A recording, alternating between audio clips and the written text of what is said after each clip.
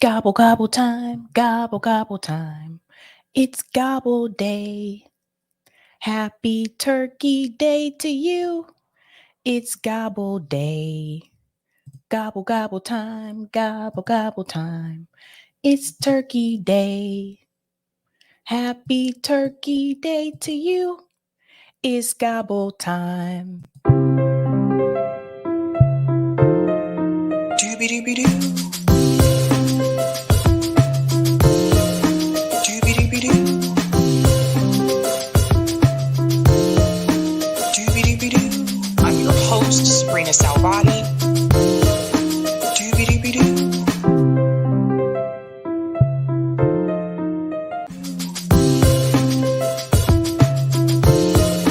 Doobie-doobie-doo. Doobie-doobie-doo. I'm your host, sabrinasalvati. Doobie-doobie-doo.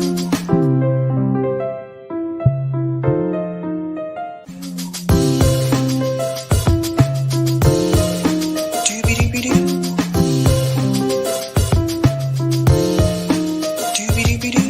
I'm your host, sabrinasalvati. All right. Happy Turkey Day, guys. That's what I call it. I call it Turkey Day because it seems like that's what it's really about, is the turkey. Or if you're a vegetarian, maybe you have like a tofurkey or something like that, whatever they call it. But welcome to Sabs podcast. I'm your host, Sabrina Salvati. If you are new, I want to let you know that Sabs podcast is a part of Revolutionary Blackout Network. You can catch me there on Thursdays and Fridays, and you can catch me here on Tuesday, Thursday, Friday, and Sunday. Shout out to everyone watching on YouTube, Rockfin, Twitter, and Rumble. And welcome back, guys. Yes, I am live on Thanksgiving evening. I think like most of you probably already had your Thanksgiving dinner, right? Like my family, like we always eat kind of earlier in the day. Like it's called Thanksgiving dinner, but we don't eat it at dinner time, if that makes sense. So we usually try to eat a little bit earlier in the day. But plus also, I'm not going to be live Friday evening or Sunday evening because I'm going to be traveling. So I'll be heading to New York very, very early tomorrow morning. So you'll have plenty of clips to watch while I'm gone, as well as a premiere of an on the ground series that I did about one of the housing complex here in Boston. That I think you guys really need to see how some of these tenants are living. And the mayor is very well aware of it. But she hasn't done anything about it. So I hope you look forward to that. That'll premiere tomorrow afternoon. So stay tuned for that. But yes, I am here. I don't know. Do you guys have any funny Thanksgiving Day stories? I got a funny one for you that's going to make you laugh. I'll show it a little bit later because my sister and I had a little bit of a mishap earlier today. These things do happen. It does happen sometimes. We tried to do something different. It didn't work out well, but I'm here. All right. I want to give shout outs to people in the chat and we'll go ahead and get started. I'm not going to keep you too long tonight. I know people are spending time with family as well. Shout out to CBC Voters, says happy Thursday, Sabby Sabs. What's going on? Liz says, happy Thanksgiving, Sabby. I'm thankful for you. Oh, thank you. That's really sweet. I'm thankful for all of you guys. Shout out to Soul, says, is everybody in the ceremony? Is it about to begin? Shout out to Fetish, Mother Salvati live on Thanksgiving. Yes, I am here tonight. Shout out to Dayman Fighter. Surprised you're going live on a holiday. Yeah, only because I won't be here tomorrow and Sunday. I want to give a shout out to Stop Genocide, who just became a Sabby member. Let's give Stop Genocide a big whoop, whoop. Welcome, Randy. I'm thankful that Ayamani is still doing well, and I have my awesome Sabby comrades. Greetings, Yin Yang says, here we are, here we stomp, here we go. You got it, Sabby. Yay, let's do this. Yin Yang is the hype man in the house. Shout out to Hannah, says, oh, this is going to be good. I'm stuffed. Time to chill and watch Sabby. Shout out to Notori, says, yas. Greetings, Alex says, I'm surprised Sabby is streaming on Thanksgiving too. Good evening, comrades. Woohoo! Let's do the damn thing. Let's do it, guys.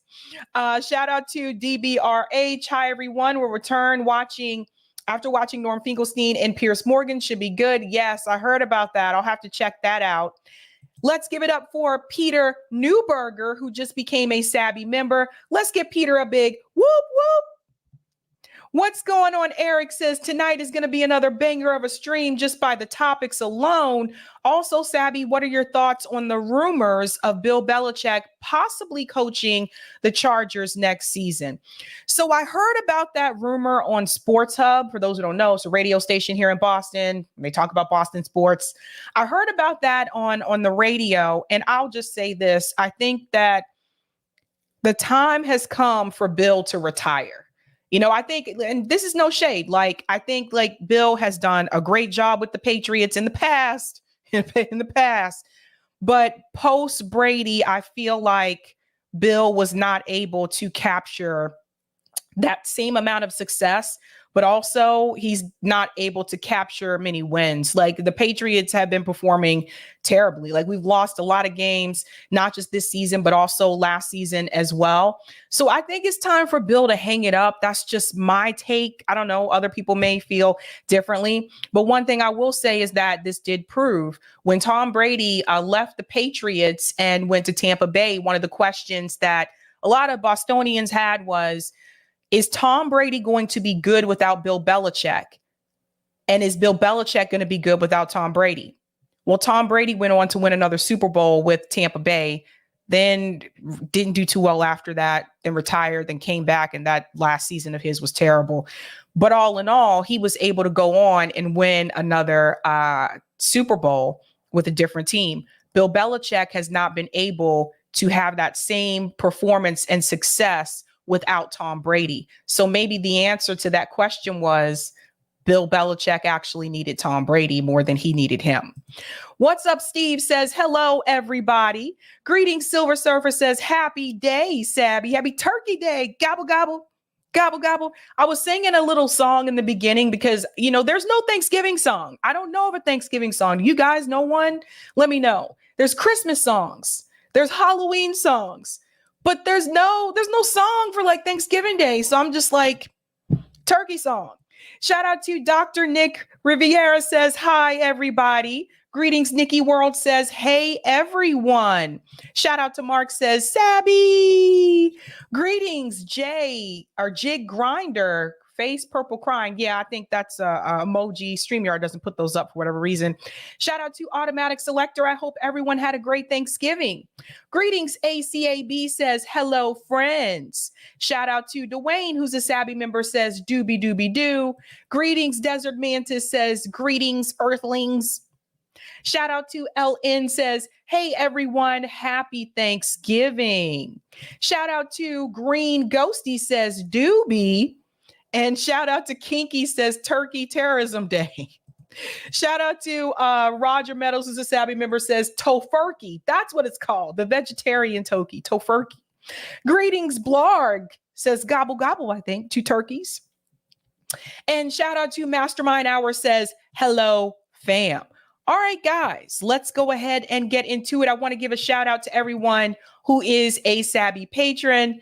Thank you guys so much for your support. I really do appreciate your help around here.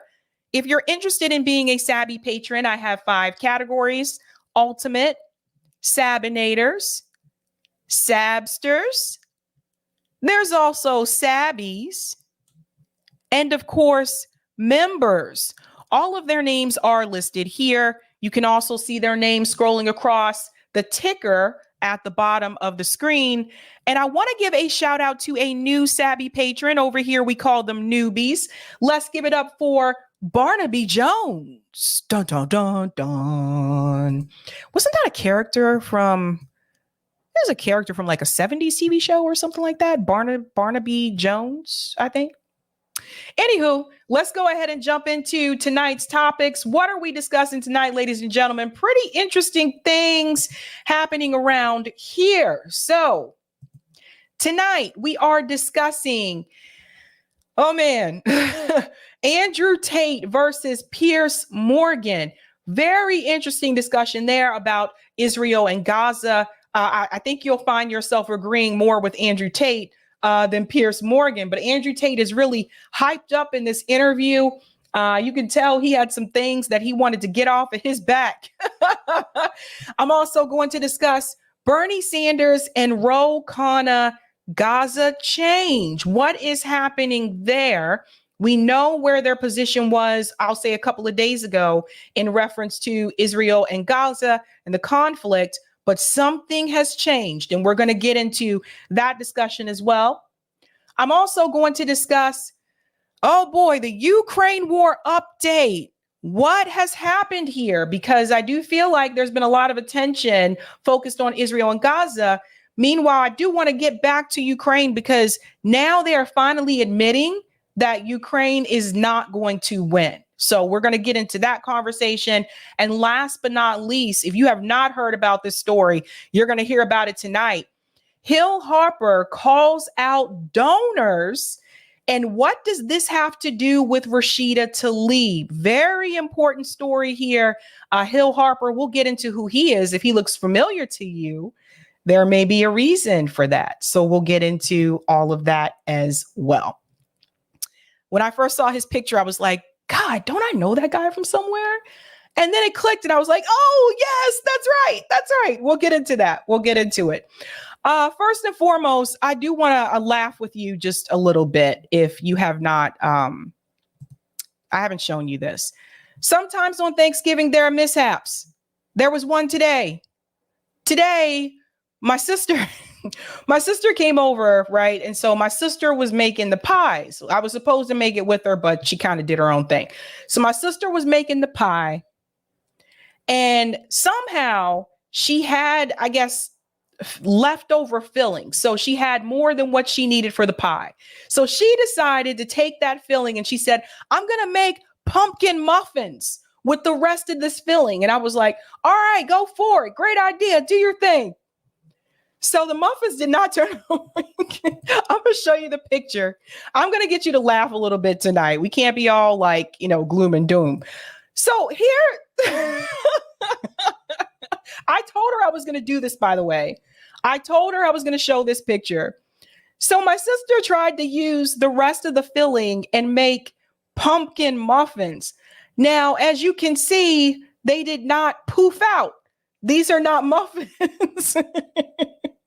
When she pulled it out the oven, I was like, what happened to the muffins?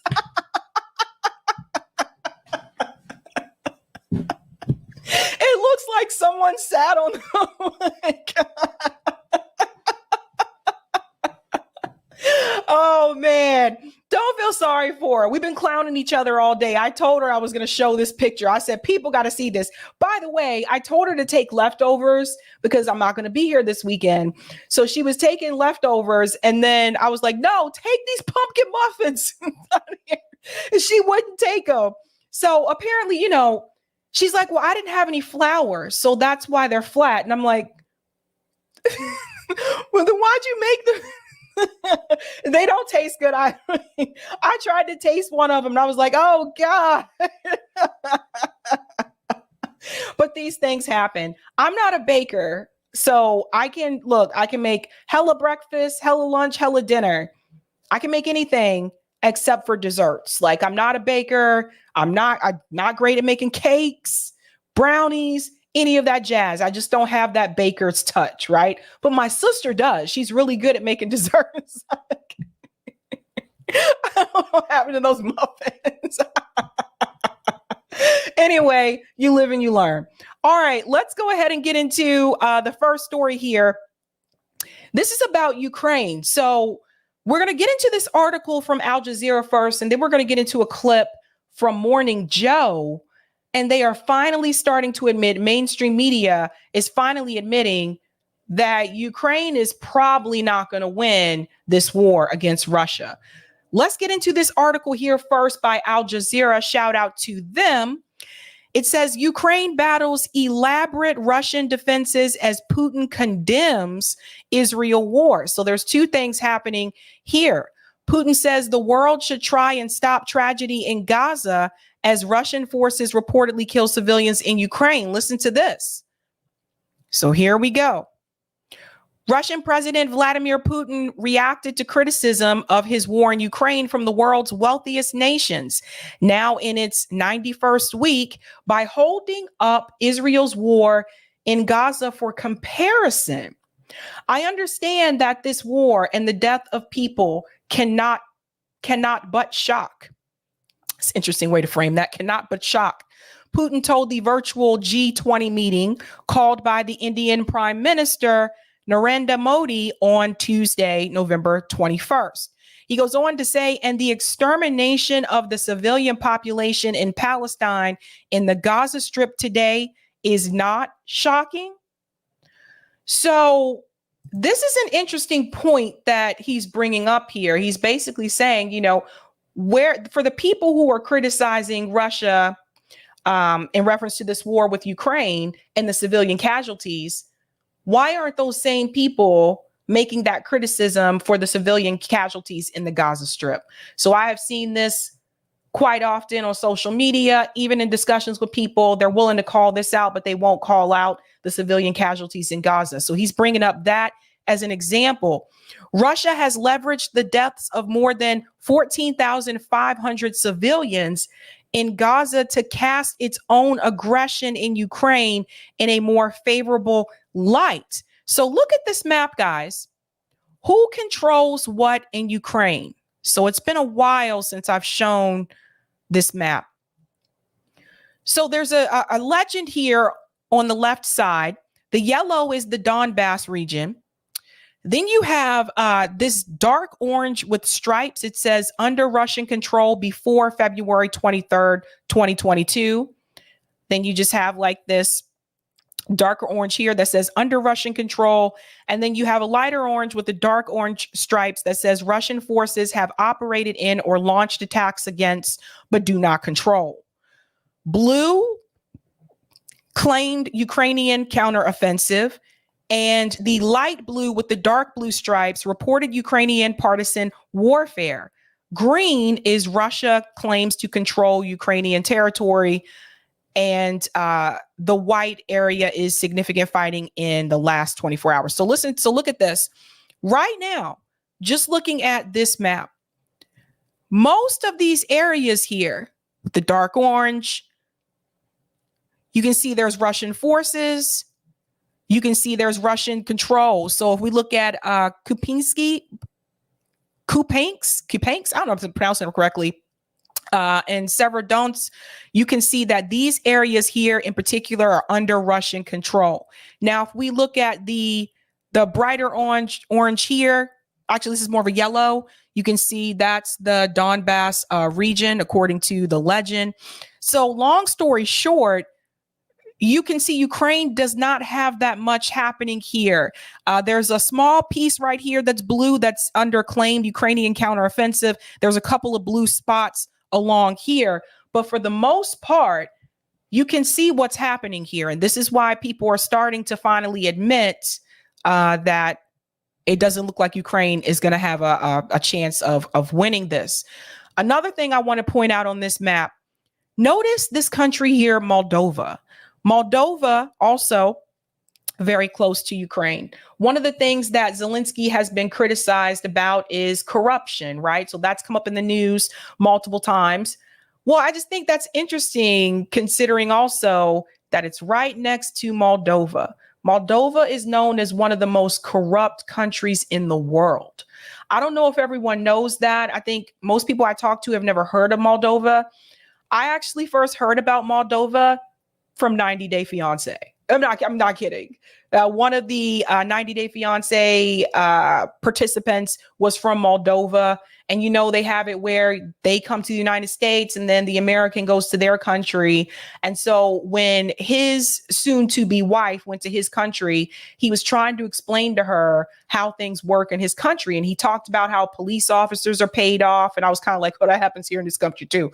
But there's so much corruption that happens, not even under the table, but in broad daylight. So it's just interesting that Moldova is right next to Ukraine and they both have this issue with corruption. Let's go ahead and go Here, it says Putin remarks came after a series of speeches from other leaders expressing shock at Russian aggression. Yes, of course, military actions are always a tragedy, he said. And of course, we should think about how to stop this tragedy. Some observers took this remark to be consolatory, and Putin reminded his colleagues that Russia has never refused peace talks with Ukraine, whereas Ukraine refuses peace talks with Russia under the current government. So we have to remind ourselves again, in the very beginning, remember, Russia was willing to negotiate with Ukraine. So again, I want to say that this war was pushed and escalated by NATO. But only the previous day, his ambassador at large, Rodion, told reporters in Moscow that the current regime in Kyiv is absolutely toxic. We do not see any options for coexistence with them at the moment. Putin's opposition to war was also cast into doubt by domestic developments. A St. Petersburg court sentenced Russian artist Alexandra Shlenko to 7 years imprisonment for spreading false information on November 17th after she replaced 5 supermarket price tags with messages against the war. The Russian army bombed an art school in Mariupol. Some 400 people were hiding in it from the shelling, one read. Another said Russian conscripts are being sent to Ukraine. Lives of our children are the price of this war. A Russian wartime law criminalist's criticism of Putin's prosecution of the invasion and any view that deviates from the Kremlin's opposition. But what is happening now? And I want to get into this clip here from Morning Joe, because this is the first time where I've seen them actually publicly admit, you know what? It doesn't look like Ukraine is winning here, which is what a lot of us predicted, right? I think a lot of us did predict that they would not be able to beat Russia. And the U.S. continued to send them billions of dollars in weapons and aid. And we said there's just no way they're going to be able to beat them. Well, now Morning Joe is actually finally admitting this as well. Listen to this. NATO's done an extraordinary job. How much longer do we continue pushing, I think, what many people in Pentagon would think is the unrealistic goal of Ukraine driving every last Russian out of their country? It's exactly the right question, Joe. And what concerns me is when people get disillusioned and increasingly come to where you and I are, that as desirable as it is, it's simply not feasible. They're going to increasingly say, and we're hearing it in the House, we're hearing it in parts of Europe, why should we keep doing this? We're already stretched. We're trying to support Israel. We're worried about Taiwan. And even if we give everything we need to give or want to give to Ukraine, it still won't lead to success. That part right there. So they're finally admitting this on mainstream media, that even if we continue to give aid to Ukraine, it is not going to lead to success, which is exactly what a lot of us have been predicting from the get-go.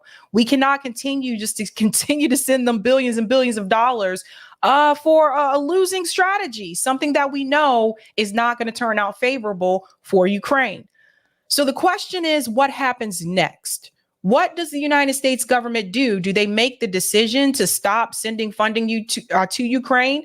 Or do you think they're going to continue doing that because otherwise it may look bad, right? Like it may look bad that they've been supporting them all this time. And then one day they just say, we're not going to send you any more weapons, but we cannot continue to keep doing that. But notice what he said about Taiwan. Pay close attention to the rhetoric here. He's basically letting you know that we have to pay attention to a much more pertinent conflict. Listen to this. About Taiwan. And go back a little bit more. In the House, we're hearing it in parts of Europe. Why should we keep doing this? We're already stretched. We're trying to support Israel. We're worried about Taiwan. That part right there. We're already stretched. We're trying to support Israel. We're worried about Taiwan. So it's just the United States government moving on to the next conflict. That's all it is. It's just like, you know, and I've said this before, Taiwan is a part of China. It is not a separate entity. People have to fully understand that. But you heard what he said. They're worried about Taiwan. So that's where they're going to turn their attention to next. If that happens, under Joe Biden's presidency, that will be 3 international conflicts that have happened under his watch. And even if we give everything we need to give or want to give to Ukraine, it still won't lead to success. What I argue, therefore, is the United States needs to have some very direct conversations with Ukraine, with President Zelensky, talk about reducing their emphasis on to expose the Russians for what. So that part right there, he said he would actually propose a ceasefire, but not because he cares about the civilians, because he wants to expose Russia. Did you guys catch that? I would propose a ceasefire to expose Russia. Not I would propose a ceasefire because we care about the civilians. Like I told you before, it was never about the women and the children in Ukraine. I would actually propose a ceasefire as an interim arrangement to expose. So he believes the U.S. government needs to lower their goals. There needs to be some type of negotiation here, which is what I think a lot of people predicted from the get-go, was that Zelensky's going to have to bend a little bit here and agree to some type of negotiation with Vladimir Putin. But I thought it was interesting that he said we have to call for the ceasefire, expose Russia. Then he went on to say, and rebuild support for Ukraine. And what that tells me is that they are finally coming to realize that the support, American support for Ukraine, has decreased. I think more people supported Ukraine at the beginning of this war, probably even more so last year than this year. But as time has gone on and we've seen billions and billions of dollars go out the door to Ukraine, more Americans are starting to say, okay, enough is enough. We saw that in a poll a couple of months ago that the majority of Americans were saying, nope, we need to stop sending them the funding. So they realize that the support for Ukraine is weakening, and he thinks that this is going to be a way to actually rebuild that support for Ukraine. So basically, public opinion is not in support of this war anymore. Caddy, the situation is often fluid, has been fluid in Ukraine for quite some time, but we're at a new stage, just like we talked about after October 7th. That war was going to go in stages. The Ukrainian war has gone in stages, and now Russia is dug in defensively. They're not having generals run up to the line so snipers can take them out. They're not exposing themselves to aerial bombardment. They are dug in a defensive posture, and that has made all the difference in how quickly or how slowly those lines are moving. Yeah, the Russians had enough time as Ukraine was preparing this offensive to build those defensive lines with trenches and landmines and making it very difficult for the Ukrainians to push through. I was told recently that the Ukrainians have only taken back 0.25% of the land that Russia took in the east of the country. That is nothing. So that part right there, she said that Ukrainians have only taken back 0.25% of the land. So at this point, it's time to sit down at the negotiating table. That's all they've taken back. And it's gotten to the point now where they can't continue to deny it anymore. And I think a lot of Americans are just tired of this war culture. I think a lot of Americans do not want more wars. I think a lot of Americans don't want tax dollars going to support these wars. I think a lot of Americans are just tired of it. And so the same type of energy that we had in this country after September 11th, where more Americans were in support of we need to, protect ourselves, et cetera, et cetera. I think that type of war culture that you saw under George W. Bush, I think that has decreased over time. And I think the average American doesn't want us to be involved in another 20-year conflict like with Afghanistan, because it's only a matter of time before there's going to be more pressure put on the American government. And Zelensky can say, listen, I need more help. Joe Biden says, we're sending you billions of dollars. We're sending you weapons like all the time. What else do you want us to do? We can't deplete our own, weapon inventory that we have here in the United States. How long is it before Zelensky says, well, don't you have American troops? Do you think the American people would be happy if our government sent our troops over to Ukraine? I don't think they would be. I think things have changed in this country in reference to this type of war culture. Policymakers up on Capitol Hill that it's worth carrying on funding them. Now, the Europeans are actually now matching the Americans when it comes to military spending on Ukraine, but they wouldn't be able to pick up all of the slack. I guess the only question with what you're proposing, Richard, is that would that then look like victory for Vladimir Putin? I mean, effectively, he'll be able to sell that, and he will sell that as victory back at home. But even if we step back with a more objective eye and think, well, okay, so they didn't take Kyiv, but they took a big chunk of the country in the east, and was this an indication that the Russians actually won effectively? I don't think so. Look where Russia started. They wanted to basically eliminate Ukraine as a sovereign, independent. Okay. And it pretty much ends there. But again, here's that map again.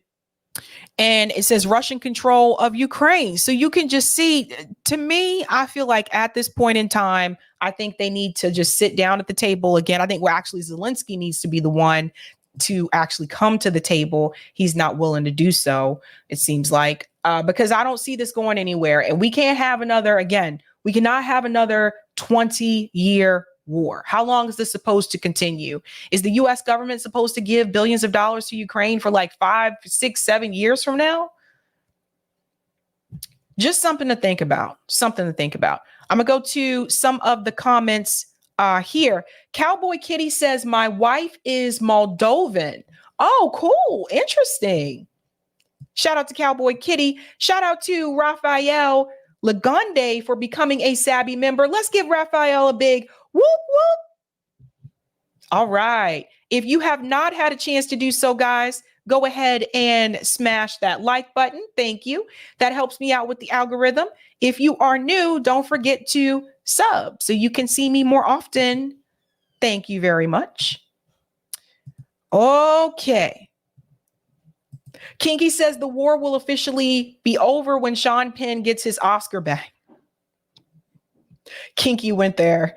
Sherry says MSNBC newscasters are insane. At this point, they need to ceasefire and stop the homogeny on Russia, resources, and economy. Bitter Almond said billions for Ukraine, zero help for Americans. Yeah, and more people are being vocal about that.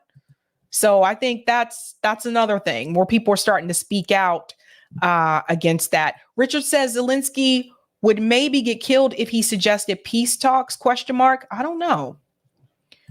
I don't know. And Holly says the ruble is declining. Thank you so much. Yeah, things are definitely changing. Cassio says the Ukrainians have already lost. That's another thing too. There was an interview with Zelensky in Time magazine. Actually, I think a couple weeks ago we covered that. And there were people that they spoke to that were close to Zelensky saying that he's lost his mind and that they've already lost. And he said, and I forget the person that they cited, but they said that the person that they spoke to said that all of us see that. The only one that doesn't see it is Zelensky. So there's that. All right. We are going to go to our next story here about Hill Harper and Rashida Tlaib. So if you look at Hill Harper's picture, let me go ahead and pull this up. I was like, I know this guy from somewhere. And then it hit me. Hill Harper was on CSI New York. That's where I remember him from. He's an actor. So that's what we're talking about now, because apparently Hill Harper is also running for office, and he revealed something recently that I think made a lot of people pause. So apparently this was a private conversation that he did not want to turn public, but he felt the need to go there. Let's see what Hill Harper said. He said, make this bigger. I didn't intend for a private phone call to turn public, but now that it has, here's the truth. One of AIPAC's biggest donors offered me $20 million if I dropped out of the U.S. Senate race to run against Rashida Tlaib. I said no. I won't be bossed, bullied, or bought. So for those who are not aware, and I'll show you in just a second, Hill Harper is apparently, he is running for office. He's running for the U.S. Senate. So AIPAC, again, we've talked about them a couple times on this show about how they lobby in D.C. They will particularly try to recruit other candidates to basically challenge candidates that they feel are not 100% pro-Israel. So after Rashida Tlaib has been censored, also to go along with that, Rashida Tlaib is Palestinian. So she's one of their main targets, but she's not the only one. They're actually going after every single member of the squad. I think if you look at that list, we'll get to it in just a second.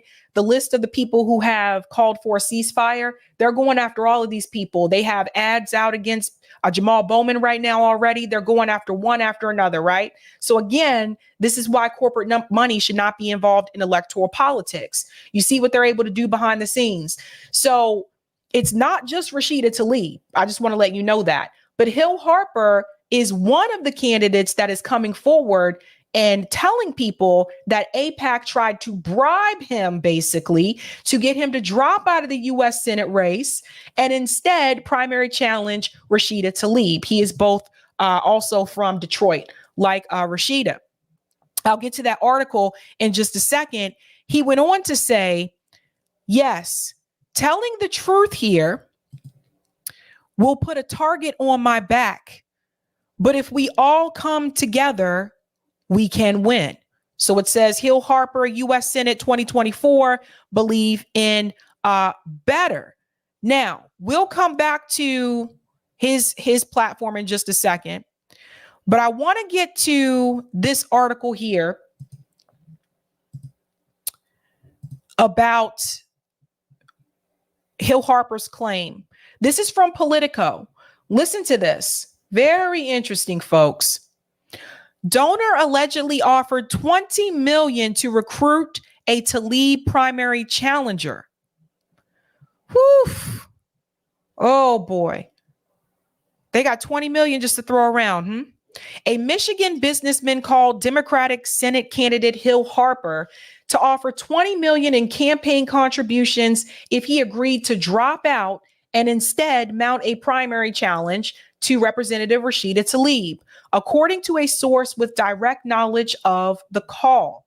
The source added that Harper declined the alleged October 16th offer from donor Lyndon Nelson, which would have split the campaign money between $10 million in bundled contributions directly to Harper's campaign and $10 million in independent expenditures. Harper declined to comment on the record about the alleged call from Nelson, a Michigan entrepreneur and past donor to candidates in both parties, but he recounted the call in the same terms as the source in a post on X after the story's publication. But the episode illustrates the intensity of the blowback towards Tlaib, the only Palestinian American in Congress, in response to her outspoken criticism of the Israeli government in voting to censure Tlaib earlier this month after she invoked a pro-Palestinian slogan that's widely seen as calling for the eradication of Israel, and pro-Israel Democrats are still searching for a candidate to primary her. Politico reached Nelson briefly to seek comment on the alleged call to Harper, but he ended the call after a few seconds and did not respond to subsequent calls, texts, and emails seeking a comment. So that right there to me says you're probably guilty. Okay. That right there to me says Lyndon is probably guilty. Just a hunch there. Three of Tlaib's fellow progressive critics of the Israeli government policy, Summer Lee, Cori Bush, Ilhan Omar, are facing their own Democratic challengers who are touting their more pro-Israel rhetoric and voting records. Harper, an actor and business owner, has also positioned himself as a progressive in the primary to succeed retiring Senator Debbie Stabenow. But he struggled to gain traction as Senate rival Representative Alyssa Slotkin leads in polling and fundraising. Harper also might not have proven the most ideal recruit to challenge Tlaib with a more pro-Israel government approach. Harper called for a humanitarian ceasefire in Gaza, largely echoing the ceasefire support from a few dozen congressional Democratic progressives. He did so on November 10th, well after the alleged call from Nelson. The answers to ensure long-term peace and security for Israelis and Palestinians are neither simple nor pain-free. But one truth stands firm. Violence against defenseless children, trapped and frightened, is abhorrent, regardless of who is behind it. Harper wrote in a statement calling for the ceasefire earlier this month. In addition, Harper's Detroit residence is located in Representative Sri Tander's district, not in Tlaib's. She has represented her district, which includes Dearborn and its large Arab American population, since 2019. So remember what we talked about recently about how Joe Biden is losing support from the Arab community. One of the things I mentioned is that the largest Arab population in the United States is in Michigan, particularly in Rashida Tlaib's district. So she has a very strong base in her district, from what I've understand from people that I've spoken to that live in that area. And this is why I've said before, this would be a really good push for Rashida Tlaib to exit the Democratic Party and just run as an independent. You already have the base of support from your community. I don't think they would choose not to vote for you just because you're an independent and not a Democrat anymore. I don't think that really matters much. It's like people are just Democrat in name only nowadays anyway. So my suggestion to Rashida Tlaib is to leave the Democratic Party. That's my suggestion to all the members of the squad. If they have a strong base back at home, exit the Democratic Party. They can do this as a group and run as independents. If their base is strong, like Rashida's base is strong, they will still continue to win. That's just how I look at it. To me, it doesn't make sense to stay in a party where 22 of the members of that party also voted to censure you. And it just so happens that all 22 of those members of the Democratic Party that voted in favor of censoring Rashida Tlaib also take donations from AIPAC.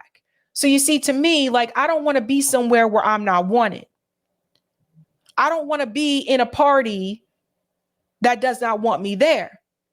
So AIPAC is now actively trying to primary challenge all of those candidates to get them out of the way. And let's be real, they got the money to do it if they're offering him $20 million. He goes on to say, despite facing multiple past Democratic challengers, she's handily won her primary election since then. A Tlaib spokesperson declined to comment on the alleged Nelson Harper call. Tlaib has called for a permanent ceasefire in Gaza, a position that's slowly amassing more Democratic support as casualties increase from the Israel-Hamas war.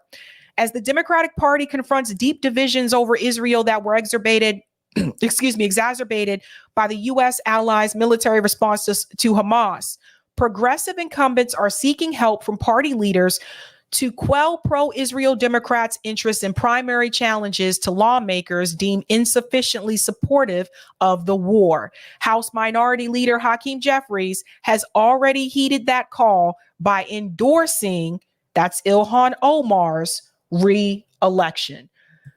So I think we can all see what is happening here. And this is why I said before, I don't understand why they continue to remain in this party. There's also this piece here. AIPAC spokesperson Marshall Whitman said that the group was absolutely not involved in any way in this matter. Also, our records indicate that this individual has not contributed to AIPAC in over a decade. So that is in reference to this piece here where it says Nelson has also previously donated to a group seeking to unseat Tlaib and has a history of involvement with AIPAC, which has railed against her. He has donated to other Michigan Democrat candidates over the years, including Haley Stevens this cycle and Andy Levin in previous cycles, according to FEC records, as well as former Representative Mike Bishop. So AIPAC is saying, they're not involved, and that's not true. Are you going to believe them? I'm just like, yeah, I don't believe you. I don't believe you. Like you would say you were. It's not clear if the alleged donation offer would have violated any campaign finance laws had Harper accepted it. Saurav Ghosh, the director for federal reform at the Nonpartisan Campaign Legal Center, said that any potential coordination between a candidate and a donor floating that amount of financing would be illegal. It would be illegal for a wealthy donor and a person planning to run for office to essentially coordinate and line up $20 million in financing to support that person's candidacy. This would raise serious corruption concerns about the candidate being wholly within that one donor's pocket. But just because it's illegal doesn't mean it didn't happen, right? So I think we have to be aware of that. Now, Hill Harper,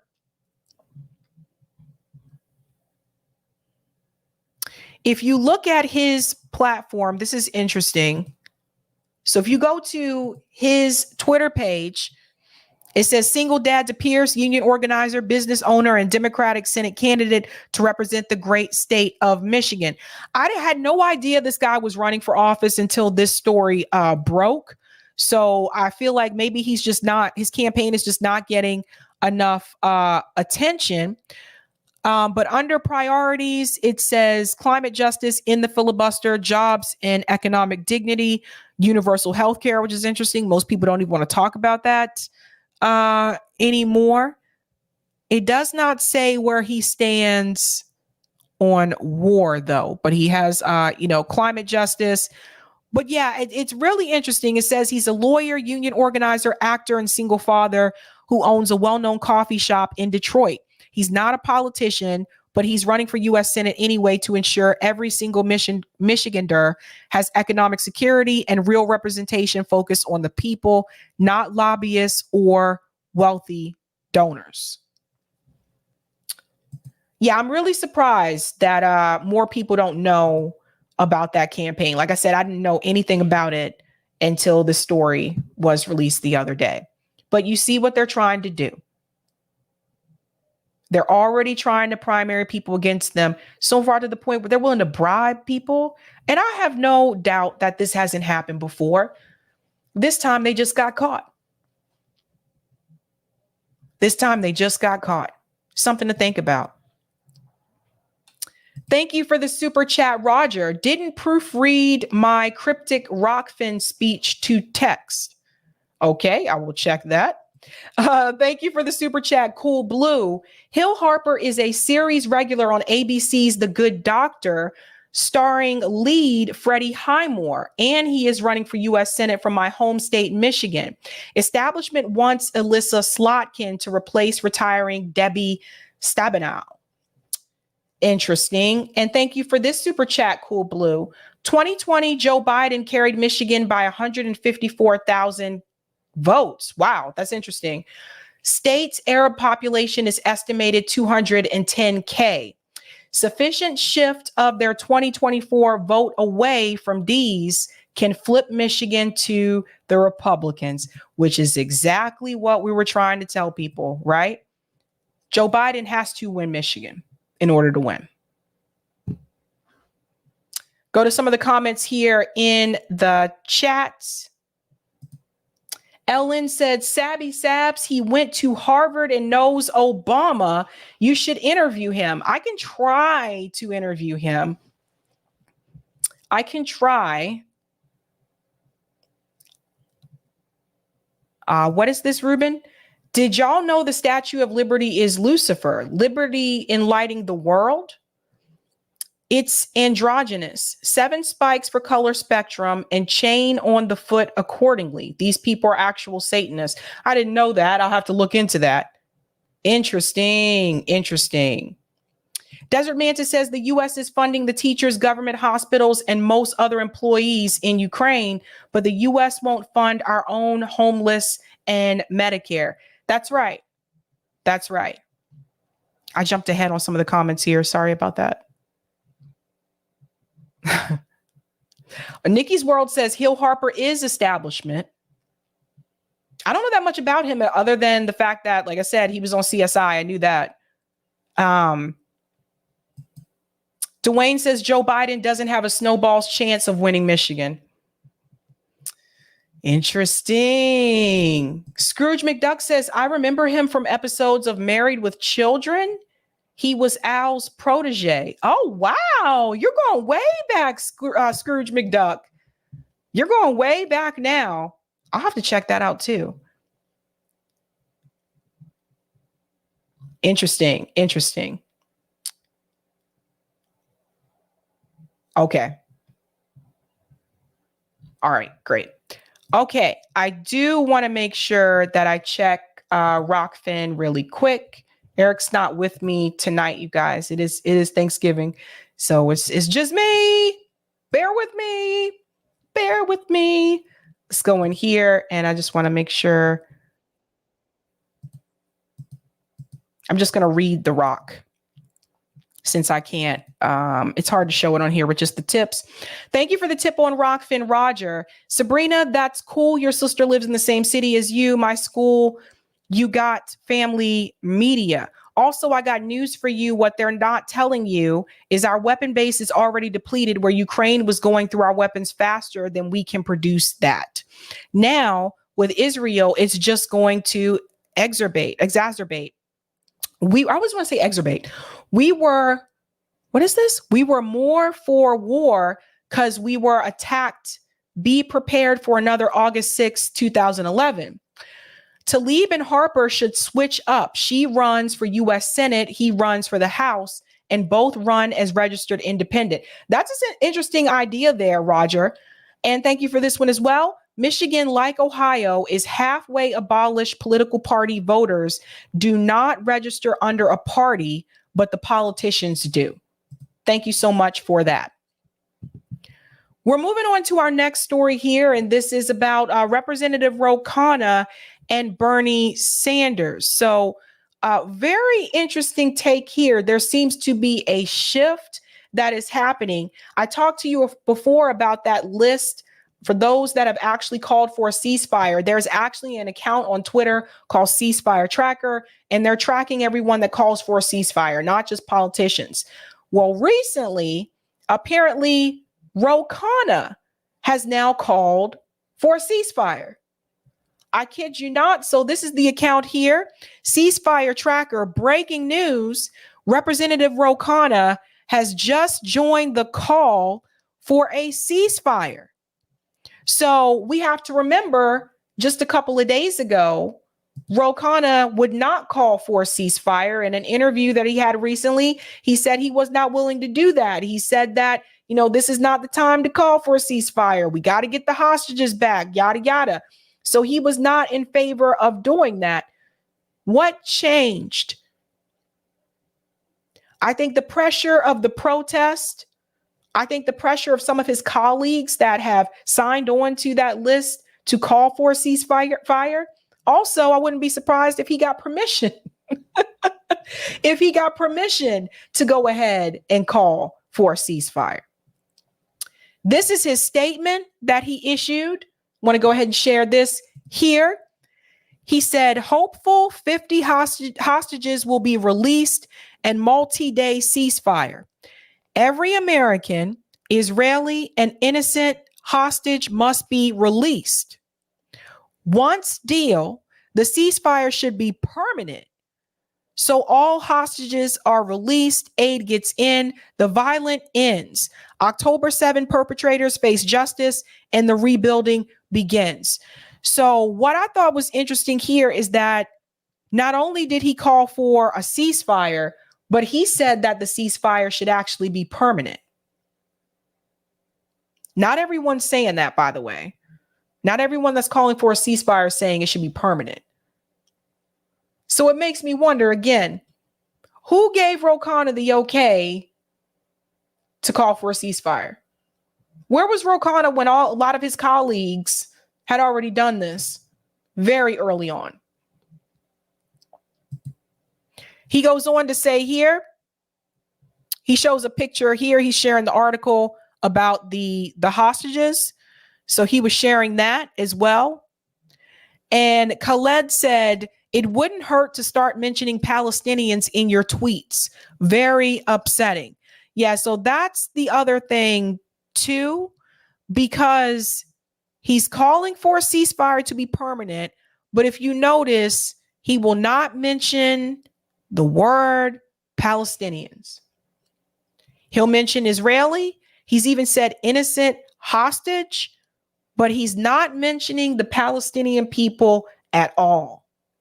And that's very telling, right? Maybe Biden, what is this, Valerie? Maybe Biden's polling. Maybe that has something to do with it, because again, like I said, Joe Biden has already lost the Arab community in the United States, which he does need that in Michigan in order to win. So there's been somewhat of a change there for him, because he said he would not call for a ceasefire, and now he is. So he changed course there. But there was also, let me see if I can find, because I forgot to add this. There was a call. There was a video that went out. Let's see if I can find it. And it was Ro Khanna. There was a woman on a call with Ro Khanna. I'll try to see if I can find it. Let me see.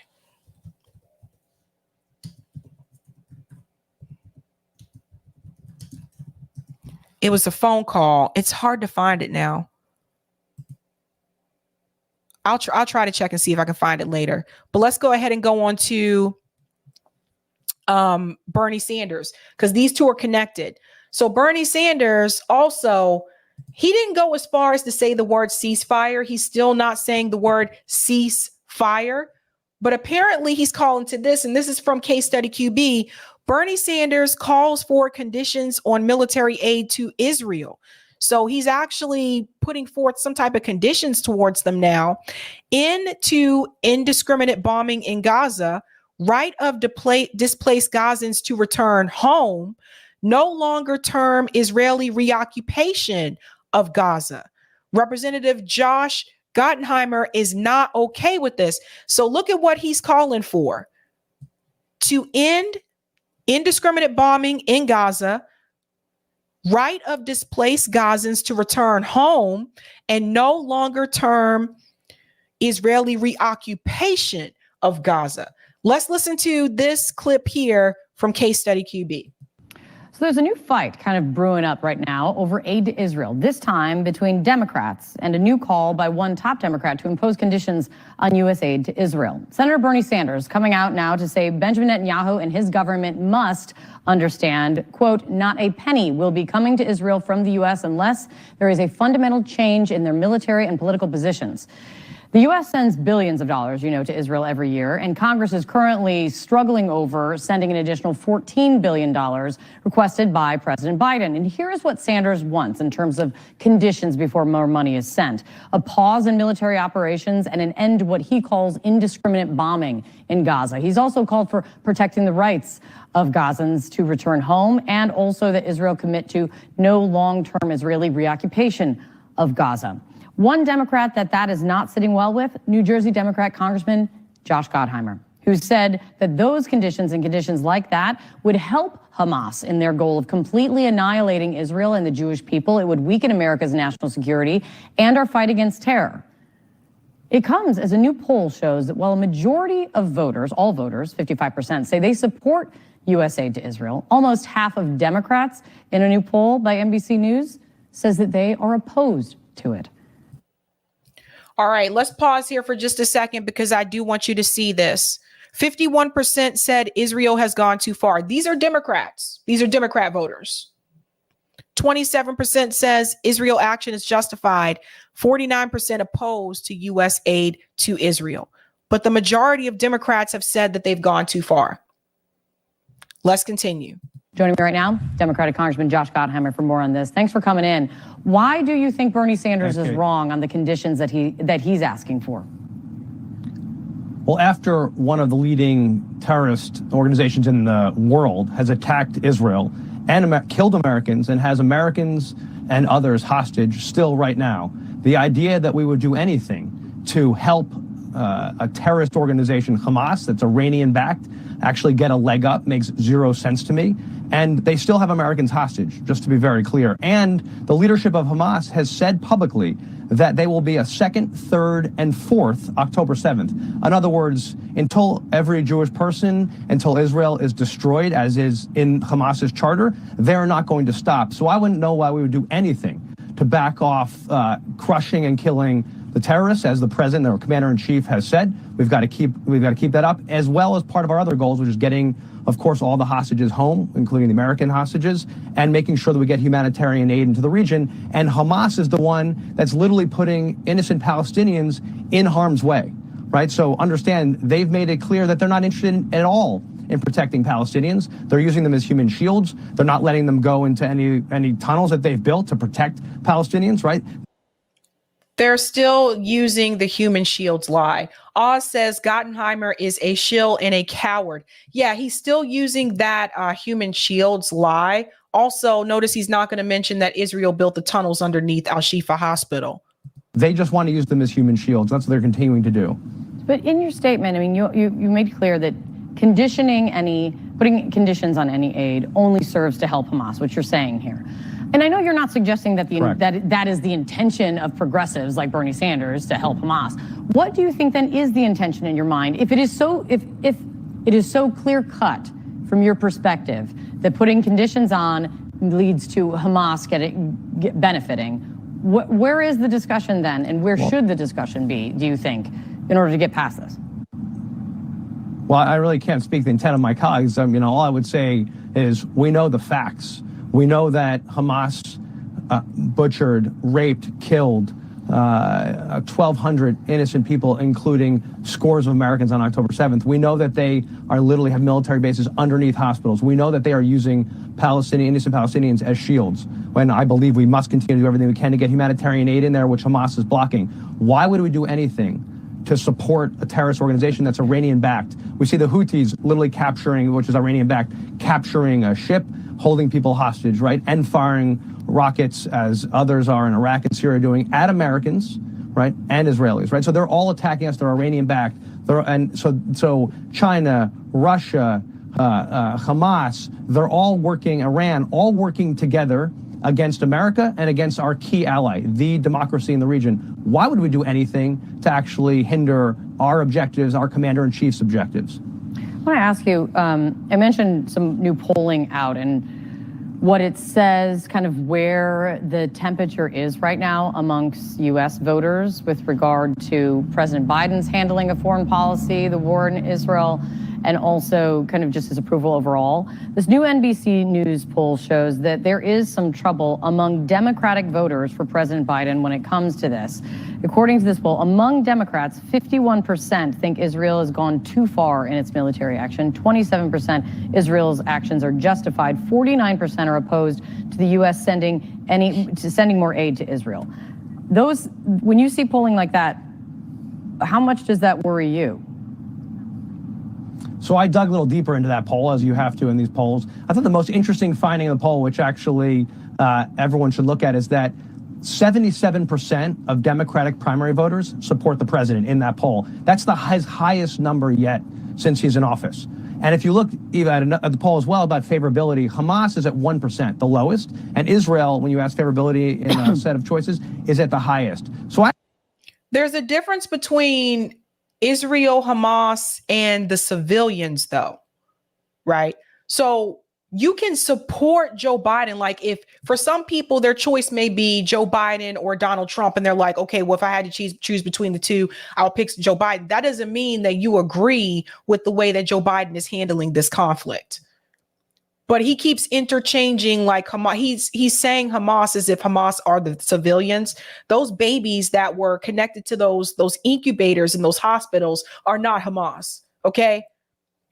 So it's just, this is again another shill trying to make excuses for this war, this slaughter, and for the US government continuing to give weapons and aid to Israel to essentially commit a genocide. We all see what's happening here. We all know the Palestinian people have been occupied for decades. We all know that these people don't even have freedom to move within the Gaza Strip. Like, we all understand this. We know what this is really about. I actually think those are the key numbers in that poll. But you're not. Do you want to make the case that this polling is signs of good things to come? The case I'm making is, if you look at will Democratic voters vote for Donald Trump or President Biden? If you look at that poll, what's clear is that President Biden is actually quite strong, and that they will continue to stand behind the president, Democratic primary voters. That's the key number, I believe, in that poll. Listen, No, I'm sorry. I have to point this out that I think is important here. You know, what you have to focus on is how likely are they to come out to vote, right? When Hillary Clinton was running against Donald Trump, like, people just thought, oh, Hillary Clinton's going to win this in a landslide. There's no way Donald Trump is going to win. When it came time to vote, though, the people that needed to come out in those key states, those battleground states, they didn't come out in support of Hillary. That's why Hillary Clinton lost. She won the popular vote, but she didn't win the states that she needed to win to actually win the election. That's the same issue I see coming for Joe Biden. It doesn't matter to me if he has 77% among Democrats in that poll. What matters is, what states do those voters live in? Because let's be real, that's what this comes down to. It comes down to the battleground states. So what states do they live in? If they don't live in those battleground states, that doesn't really matter. If Joe Biden doesn't win Michigan, he loses, period. That's the reality. That's the problem with some of those polls and the way some people look at it and things like that. Like, you really need to know that this comes down to key states. Michigan, Pennsylvania, they've now added Georgia as a swing state. I still think Georgia is a red state, but whatevs. Michigan, Pennsylvania, Georgia, Wisconsin, Nevada. You might want to keep an eye on Nevada too, because I saw in another race, it looks like Nevada's leaning more towards the Republican side. So this is why I'm saying, like, and Arizona, I believe, is the other one. That's what it comes down to. So the thing is, it's not so much of, oh, is Joe Biden going to win California? Is Joe Biden going to win Massachusetts? Is Joe Biden going to win? Those states, when it really comes down to it, none of that matters. It doesn't matter if he wins the typical blue Democrat states. If he does not win those battleground states, he loses. This is the piece that Josh isn't going to tell you. That's the piece that he's leaving out. You don't know who that 77% is, and you don't know where those people live. Nobody wants to see this conflict happening, right? And nobody wants it. But the bottom line is, I saw footage last week from GoPros and from Hamas's GoPros and from their phone footage that was screened, as you know, in private for many members of Congress. What happened, the atrocities that happened that day on October 7th, the lengths and depths they went to, including raping women, young women and girls before they killed them. And we saw imagery that I'll never be able to unsee, including decapitating people and burning people like this. Why are they still talking about the like, hasn't this been debunked like multiple times? We don't know. This is the thing, guys. I really want people to start thinking outside the box. I want us to think about what we do know as fact and what we do not know. Do we know for a fact that those things happened? Do we? I don't see this anywhere. No evidence of this anywhere. When we go back and we talk back like about ISIS, we could actually go back and say, oh yes, there were video footages of some of these things happening, right? Do we have video footage of this, right? Have we seen this anywhere? No, we haven't. We know that they've lied about the number. 1 minute they said 1,400 people. Now they're saying it's 1,200 people. So what do we know? What do we really know, right? So if you were in a court of law, could you say that you have enough evidence to prove that this is fact? And I think that's how we need to start looking at this. When we hear commentary from people like Josh Gottenheimer and some of the other people that are establishment shills that are obviously going to try to do whatever they can to back the state of Israel because they don't want to lose their seat. They don't want to have a challenger come up against them like AIPAC is trying to do against Rashida Tlaib and some others. We need to ask ourselves that question. Do we have the evidence to prove that without a shadow of doubt, those events took place? That's how we're going to start looking at these things from now on.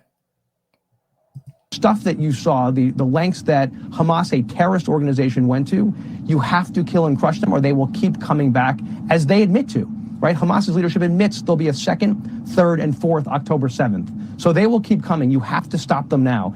Listen, and they are the ones, Hamas is the ones putting innocent Palestinians in harm's way. They're the ones doing it. And our goals are very clear. We have to get the hostages out. We've got to get them home, especially Americans, got to get them home. We've got to make sure we get humanitarian aid into the region, which I strongly support. And we've got to get an aid package passed to do that. And we've got to get that done. And of course, we've got to kill and crush the terrorists. Yeah. I would say that the state of Israel and people like Netanyahu actually put the Palestinian people in harm's way by occupying them, controlling how much water, how much food they get, what type of food they get, controlling the land, the air, and the sea, keeping people trapped in this open air prison where they can't even leave willingly if they want to. I would say that they actually put the Palestinian people in jeopardy and in danger when they allow them to have like 90% of their water is dirty water. You know how many different diseases that you can develop, that you can catch from having unclean water? But that's just me. I have the video where KHANNA was schooled, and this could be part of the reason that his decision changed as well. This woman that called into this conference call with KHANNA, she really schooled him. Really schooled him. I think someone mentioned it already in the comment. Peter said that woman tore him apart. Yes, she did. Here it is. It says, anti-Zionist Jewish woman grills KHANNA on his pro-Israel stance. You got to hear this to believe it, folks. Here we go. Have been really kind to you, and I'm a Jewish American, and even though I'm Jewish, my white skin protects me in this country, so I'm going to lay it out to you.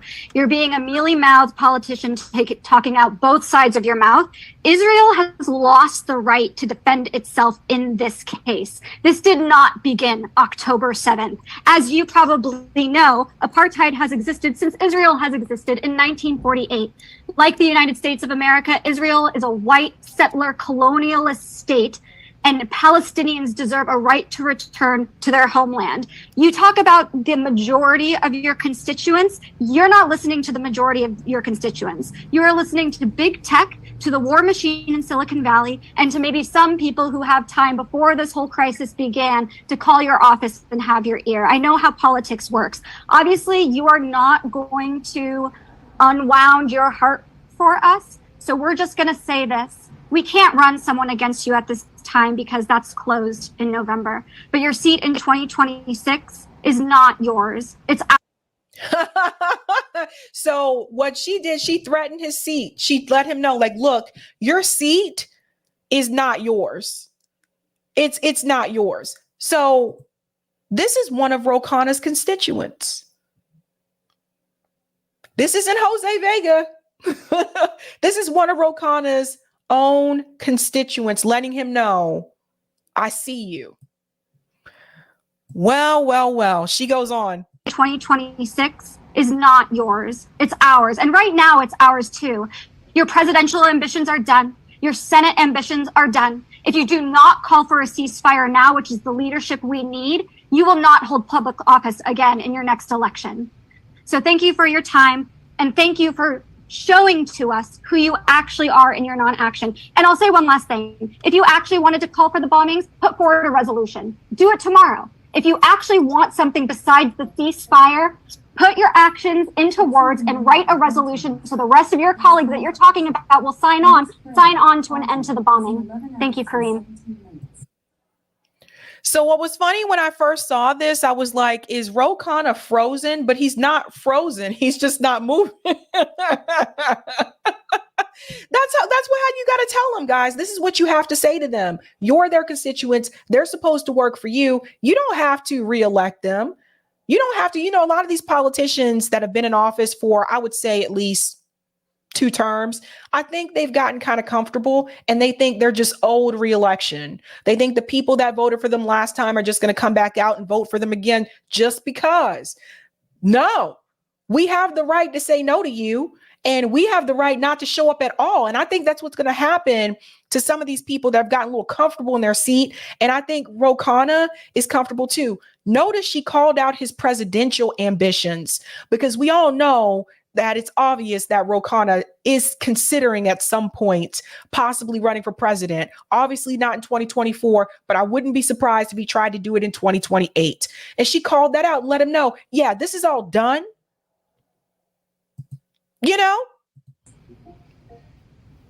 Thank you, Jessica, and thank you, everyone. Thank you all for being here. Congressman, thank you for your time. Thank you for listening to us. As you can see, we care deeply about this issue. We want the resolution. I would just say, I strongly disagree with the last person, because I believe America is the greatest country in the world. I love this country, and I don't.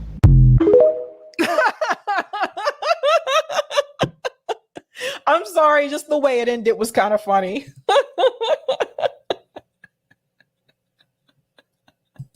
Oh my God. Oh my God. The Oracle said, Sabby, it's called fear stricken. Oh my God. Yes. What a doozy. I guess she told him.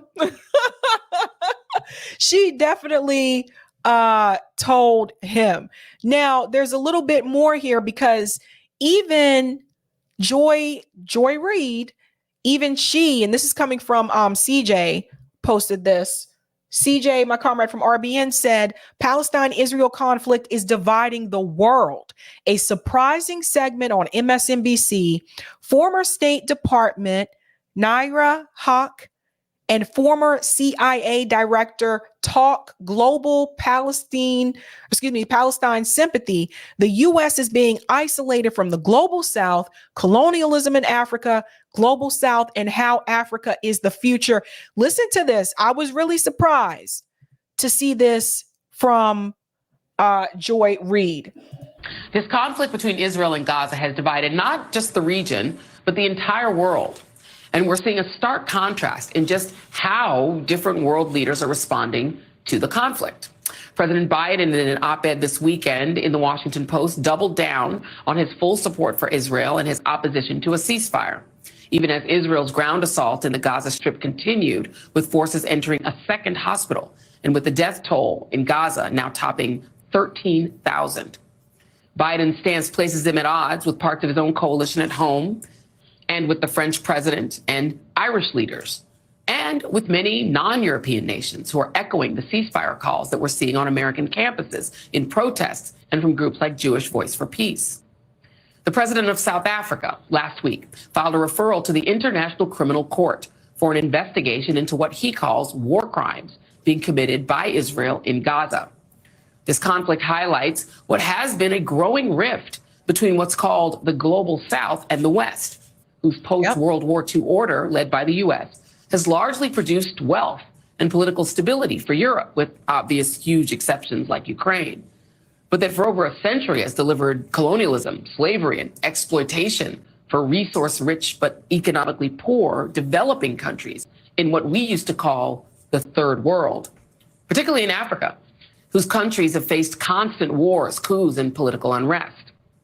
But in just a matter of years, they are expected to be a major global powerhouse. As the New York Times writes, the population there is projected to nearly double to 2.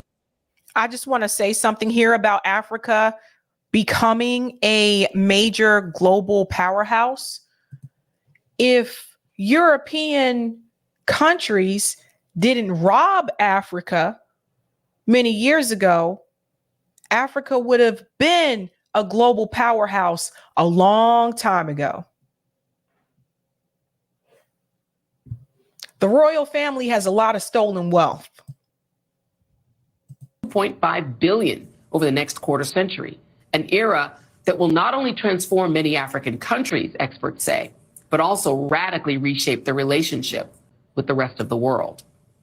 Joining me now is Nayyera Haq, former senior advisor for the State Department, former White House senior director and MSNBC columnist, and John Brennan, former CIA director and MSNBC senior national security analyst. Thank you both for being here. Nayyera, it is a shifting world. And the Israel conflict, I think, it didn't start it. It just highlights it, because there definitely is a difference between the way the global South feels about the conflict and the way the U.S. and most of Europe, excepting the leaders of France and Ireland, feel about it. Talk a little bit about why that matters and how that will impact other issues that the U.S. has around the world. So much of what we hear right now about the United States as a global power is falling on the ears of a generation that has grown up in the wake of 9/11, U.S. involvement in Iraq and Afghanistan. And that had devastating consequences for the Middle East and throughout the United States as well, whether it be civil rights or just a broader understanding of what it means to. She froze for a minute. Frozen. Sorry. Okay, we're gonna let the interwebs get themselves together. We love a little technical difficulty, so we're gonna let that work out. I'm gonna go to you, John Brennan. Why do they say stuff like this? Why do they say things like, we love a little bit of a technical difficulty? No, you don't. No one loves a technical difficulty. You know, when my father was a young man growing up in the Democratic Republic of Congo, there was this sort of contest between Moscow and Washington over who was going to get the young men of the continent in these newly liberated countries that had been beset by colonialism. And, you know, what Belgium did to the Congo, 20 million people dead, lots of bad feelings with the West. But the West basically won the contest largely for young African men to come. Barack Obama's father, lots of people came to the United States, were educated here, and the West kind of was winning that war. Now it seems it's kind of going the other way. China recently welcomed Arab and Muslim foreign ministers on talks on ending the war in Gaza. This is the quote from the Associated Press today. China's top diplomat welcomed the ministers from Saudi Arabia, Egypt, Jordan, the Palestinian Authority, and Indonesia to Beijing, saying his country would work with our brothers and sisters in the Arab and Islamic world to try to end the war in Gaza as soon as possible. You've had Chinese and Russian officials visiting African nations, cultivating relationships. You've had a real resistance to jumping on board the pro-Ukraine stance in lots of African nations. And now the same thing is happening with more African nations siding with Gaza. Is the U.S. becoming isolated from this global South, which is going to represent a huge portion of the economy in the coming years? Yes. And I'm actually surprised that this has not happened sooner. Other countries are becoming very tired of the United States always trying to be the dominant power and prevent any other country from having that same success. They're tired of it. The US government has exploited a lot of these countries. They've stolen from a lot of these countries, not just the royal family. They've stolen resources. They've destroyed a lot of these countries. These people are tired of being demolished and beaten down by the West.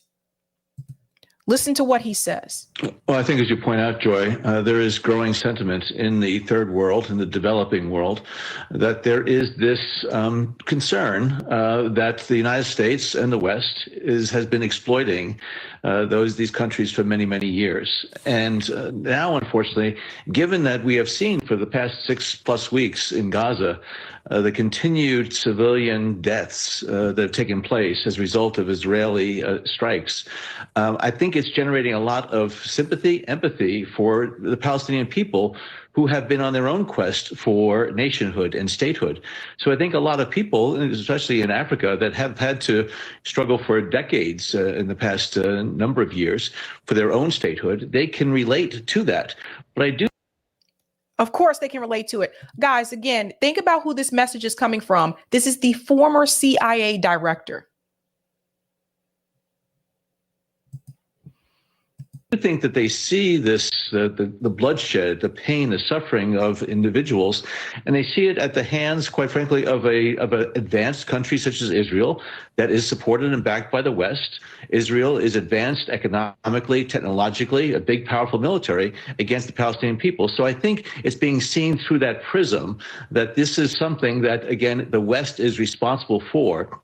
And there's not the same understanding of the years of conflict that really have, I think, beset this part of the world.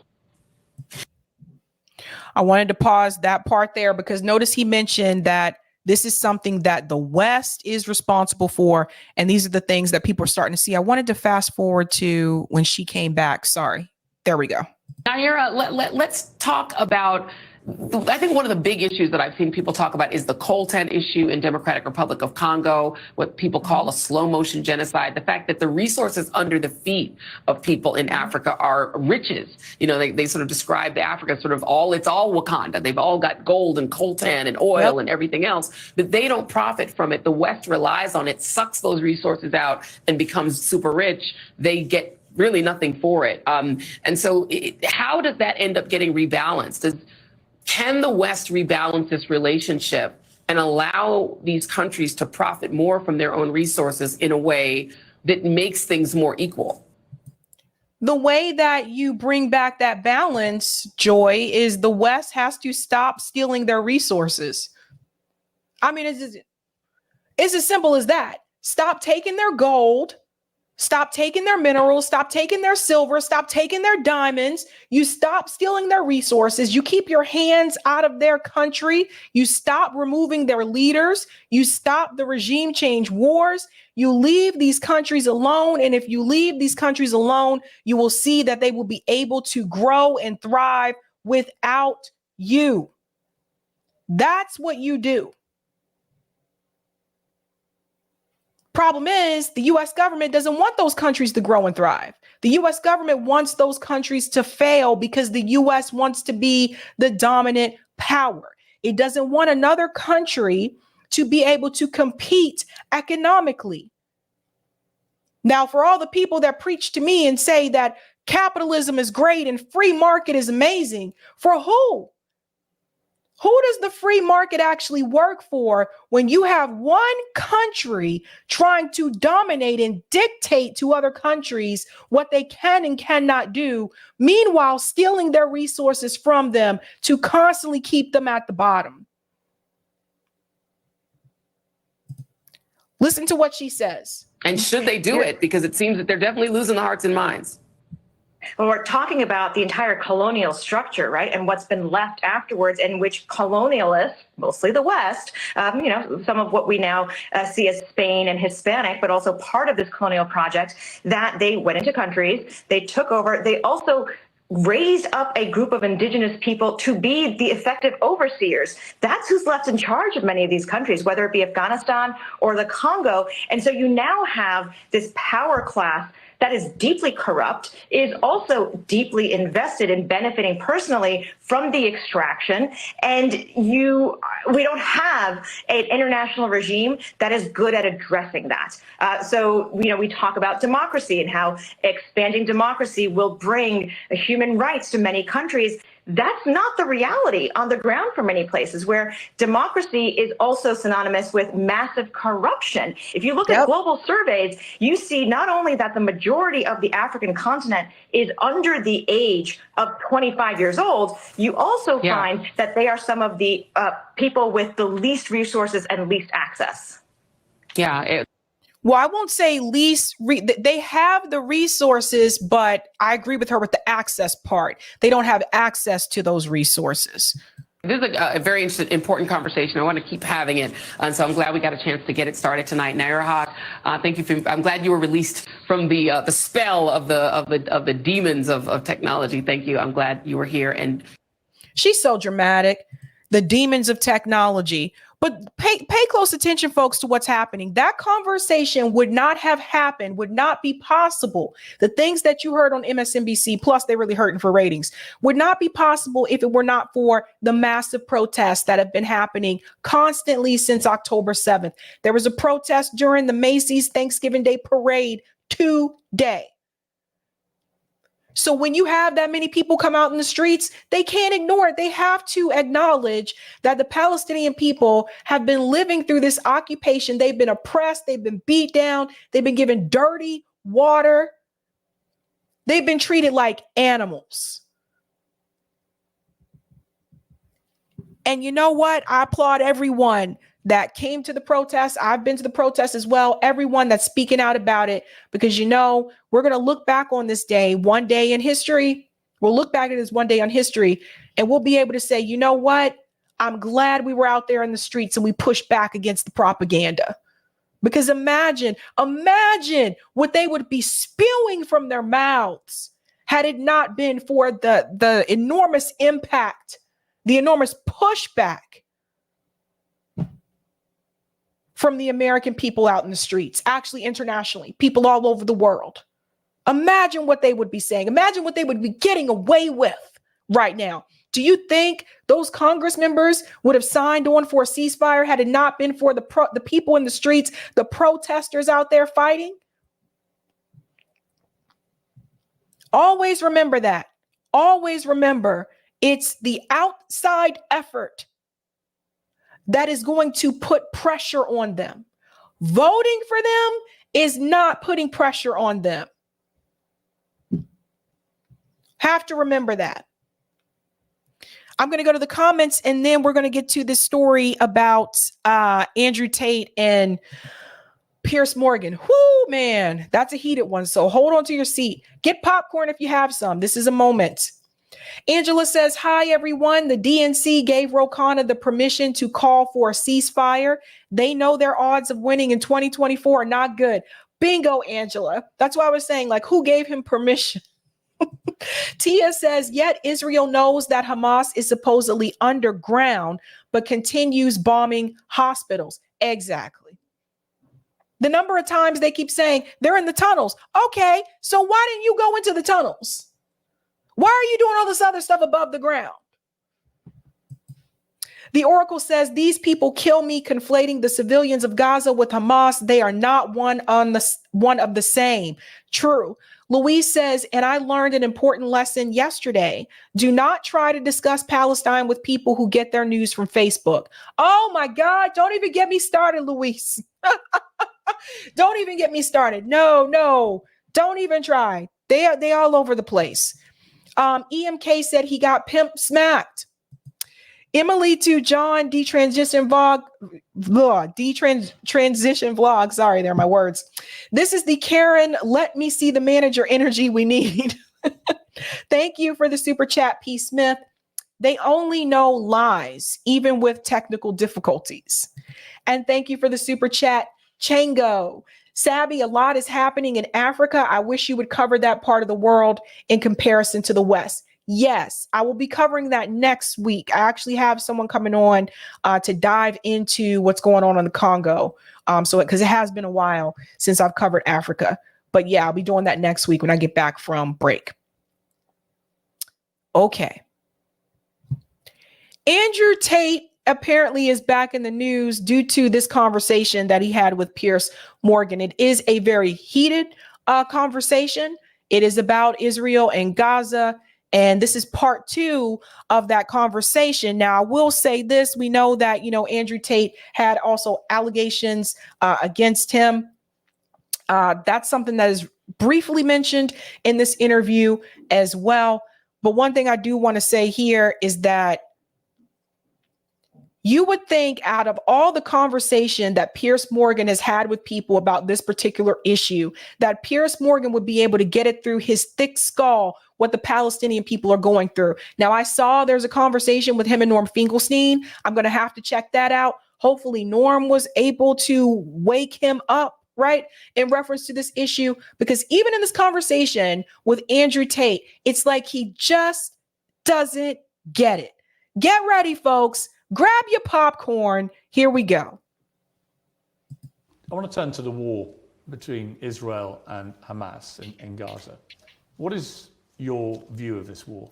I think when you call it a war, you're doing a disservice to the people who are having their limbs blown off by some of the most advanced technical weaponry on the planet. It is a genocide and it is disgusting. And it doesn't matter which side of the political spectrum you fall on. When you observe a genocide in front of your very eyes, you should be disgusted. Which side is waging genocide? The Israelis are genociding the Palestinians, and you know it as well as everybody else does. Well, then it seems like your bosses are not allowing you to know it. What do you think of what Hamas did on October the 7th? Why are you starting the story in the middle? I didn't. I just asked you about the wider war.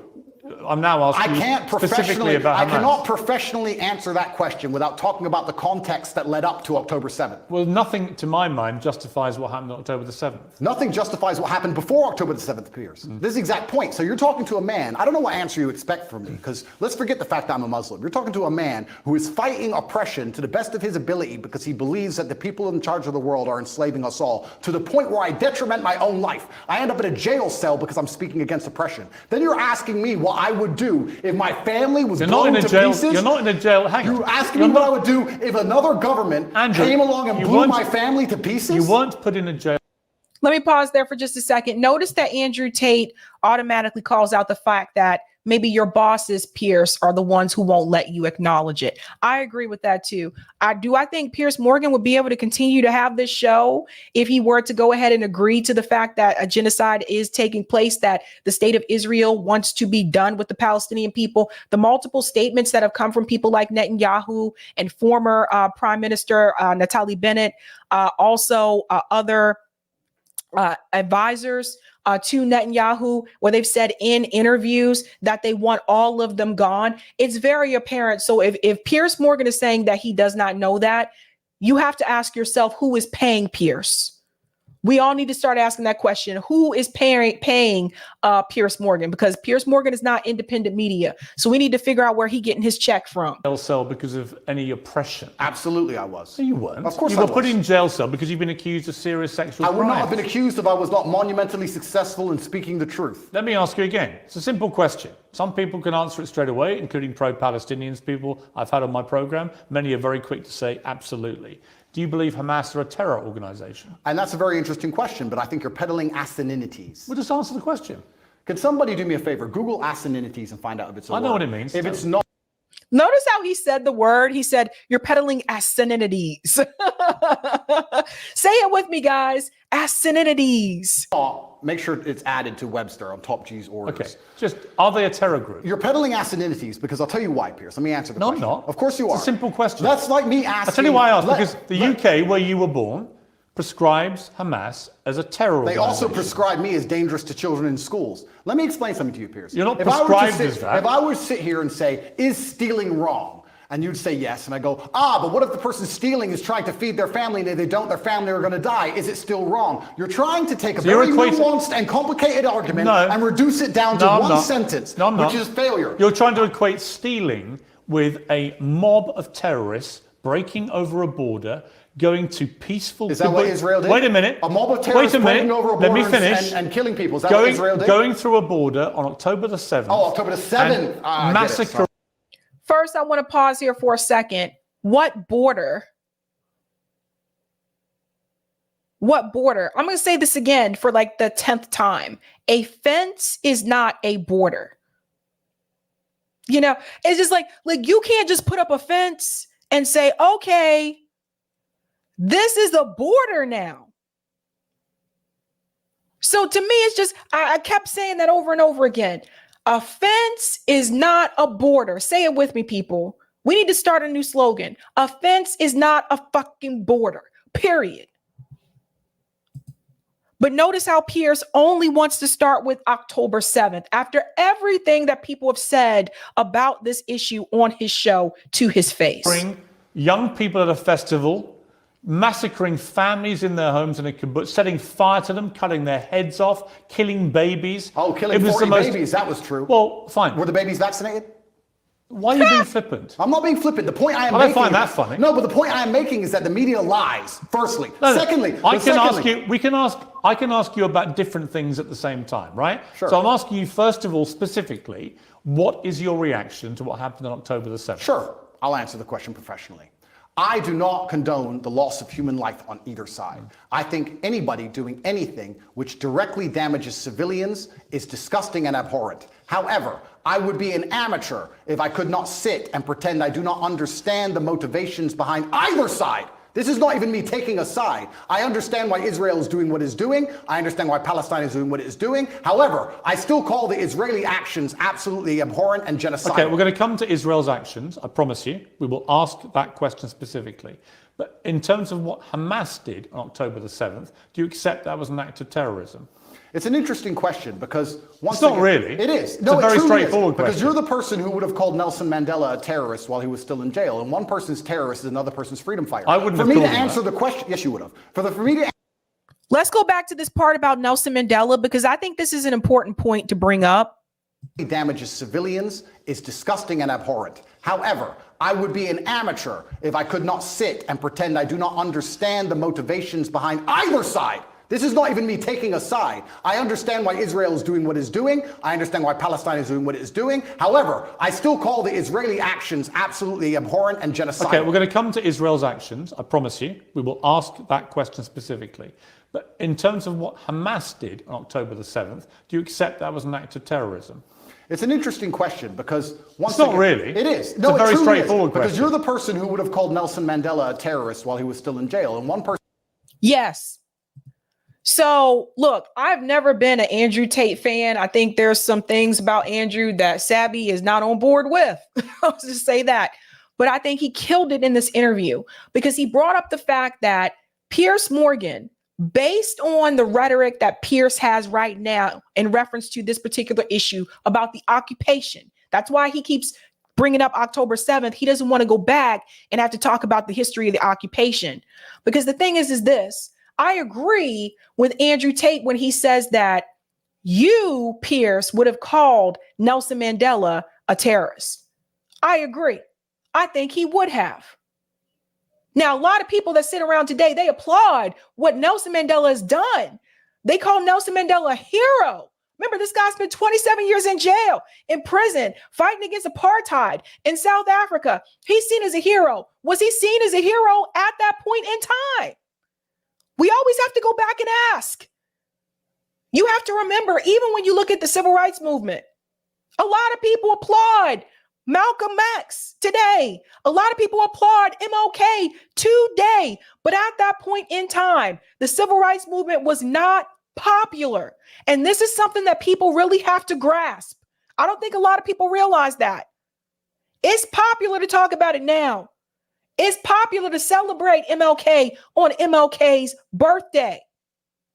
But at that point in time, when they were fighting for injustice, fighting against injustice, when they were fighting for equality, the civil rights movement was not popular. So for all the people who sit around and applaud Nelson Mandela, Joe Biden, they call him a hero. You are basically applauding Nelson Mandela for fighting back against apartheid and oppression of the South African people. But when the Palestinian people are trying to do the same thing, fight back against the oppression, they're all terrorists. According to the state of Israel, it's not just Hamas. They said all of them, all of them. So I agree with Andrew that Piers Morgan, yes, you would have called Nelson Mandela terrorist. Let's go on. person's terrorist is another person's freedom fighter. I wouldn't For have me to called him answer that. the question, yes, you would have. For me to answer the question, I have to be very professional, Piers. For me to sit on the outside in Romania with no personal involvement in Israel-Palestine, it's easy for me to say, yes, it was an act of terror. However, if I was in Gaza, if I was in an open-air prison, if my family had been annihilated by bombs from the sky, if everybody I knew had suffered the loss of a loved one, if I had no chance of any kind of freedom or democracy or standard of life, would I believe it was an act of terror, or would I believe it's an act of resistance against oppression? You have to be very careful how you answer these questions. So what do you think? I think I understand what happens when you take people and put them in such an inhumane condition. For anybody to sit and say that you're going to take people and put them in absolutely inhumane conditions and give them no standard of life, and they're not allowed to ever fight back, or they are terrorists. But I can agree with you. Anyone who does wait a that minute. is an amateur. I can agree with you that the plight of the Palestinians for many decades has been absolutely shameful. So what did we think was going to happen, Piers? No, nothing justifies what happened on October the 7th. So what are they supposed to do? Nothing. So what are they supposed to do? That was an act of medieval barbaric terrorism. Nothing justifies it. Did they suffer And your acts attempt of medieval? your Did they suffer your acts attempt to of try and medieval equivocate. Did they suffer acts of medieval barbaric terrorism before that date? Yes. And it's unfortunately an eye for an eye in this world. Tell me, I'm not condoning. I'm being a professional and answering to you why it happened. Give me one example of where Israel, without any provocation, went into a specific question, went into Gaza and massacred 1,500 innocent people, cutting their heads off, taping and boasting about what they'd done back to their families in Israel, kidnapping Holocaust survivors, bringing them, they wouldn't have, of course, done that in their case, kidnapping old grandmothers and bringing them back to Israel, kidnapping babies, kidnapping children. When has Israel actually gone in and done something of the scale of October the 7th? Let me pause there for a second. Did you notice how the number has now changed to 1,500? You guys notice how this number continues to change? First it was 1,400. Then they were like, oh, we were wrong about a couple hundred of those. It turns out that was actually not Israeli civilians. So it was actually 1,200. That was coming from the Israeli advisor to Netanyahu in a recent interview with Mehdi Hassan, right? And now Piers Morgan is saying it's 1,500. You know, they're just making up things. There's literally endless examples of that. Give me one. In 2014, they were bombing civilians. You know what, Piers? Let me tell you something. I'm not talking about. No, I'm not let me talking answer. about what they would categorize as retaliation for rocket strikes. And there's an arguable point, as there is, for example, I'm vehemently against the expansion of the settlements on the West Bank. I think there are legitimate questions about the proportionality of Israel's response here. Yeah. So Piers Morgan says he's against the expansions of the settlements in the West Bank. Okay, well, to that I say, Piers, or I ask you this question, so what should they do? You see, because it's one thing to say you're against something. It's another thing to say, okay, what is the answer? What is the solution? What should the Palestinian people do in the West Bank? If you're against those settlements, the UN has declared those settlements to be illegal. So what should what should they do? What should they do? Stay there and continue to be occupied? Stay there and continue to have their homes stolen from them?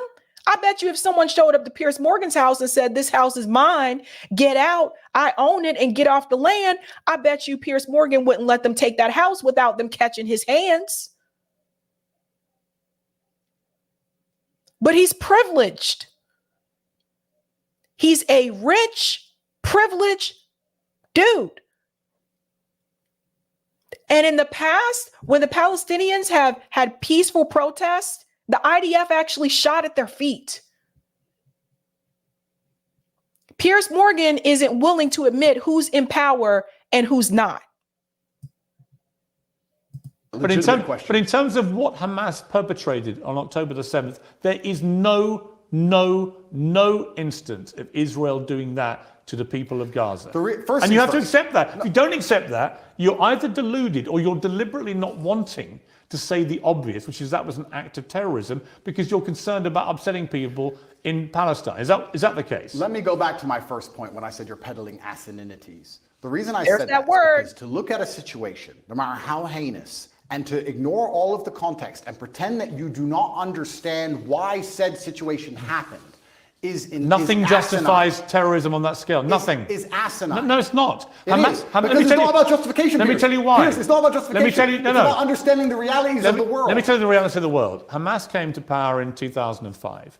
Hamas's initial founding charter made it clear that they are for the eradication of Israel. And on October the 7th, they proved what that means is they will kill every Jew they can get their hands on. They are an existential threat to people in Israel and to Jewish people. And that is, I'm afraid, the purest personification of a terror group. I also think by doing what they did, as they have done since 2005, they weren't representing innocent Palestinian people in Gaza. Who are suffering now. They knew, yes, but Hamas knew when they did what they did that Israel would respond the way they did and that thousands of innocent Palestinians would get killed. They knew that, and they still...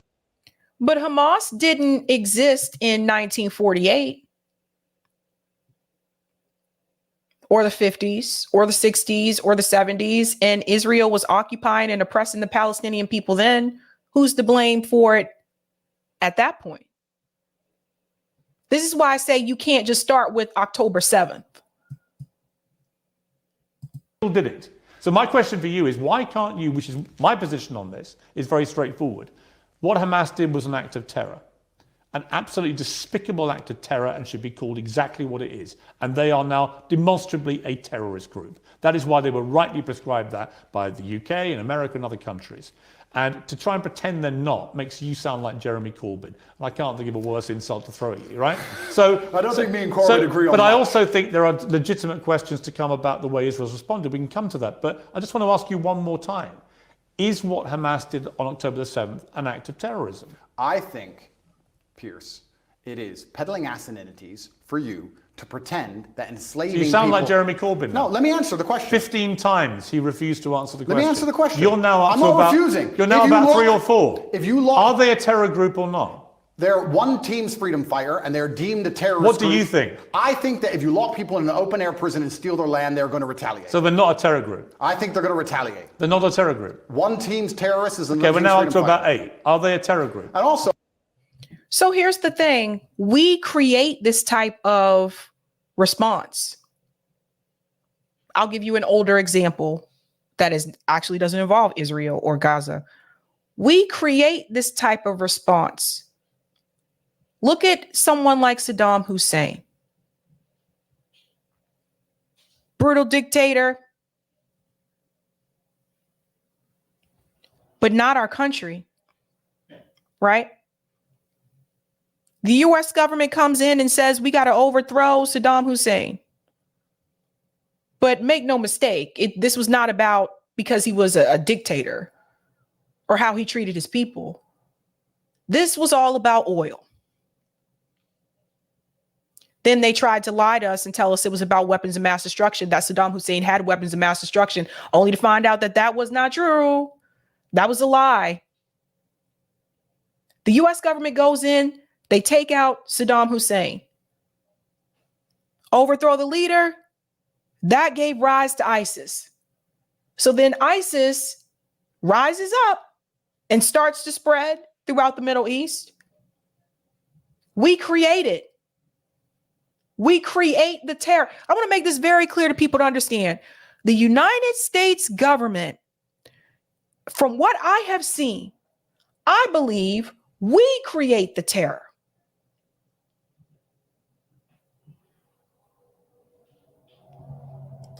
Let's go on. Oh, another thing I want to make clear to you, Pierce. Only Jeremy Corbyn has done this. Done what? Refused to answer the question.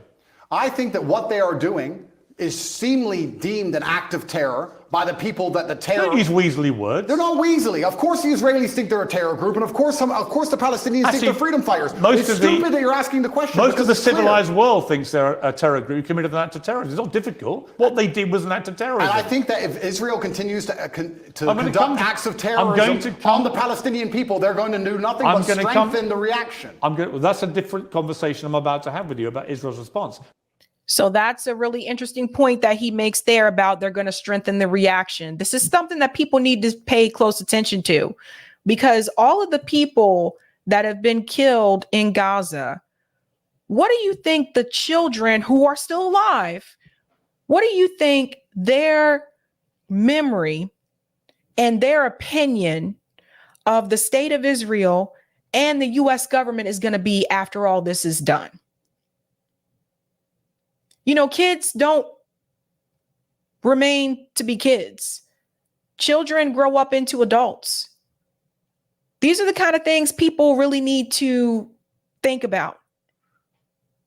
What happens to those children when they grow up after seeing what they saw? We created. But before I get there, one more time, is Hamas a terror group who committed an act of terrorism? I think that when you lock people in an open air prison, you're going to have to expect you're not going to answer. retaliation. You're not No, gonna because answer. I have to. There's people who are first things I want to say, Piers. If you don't mind me saying, I think it's spineless. Sure.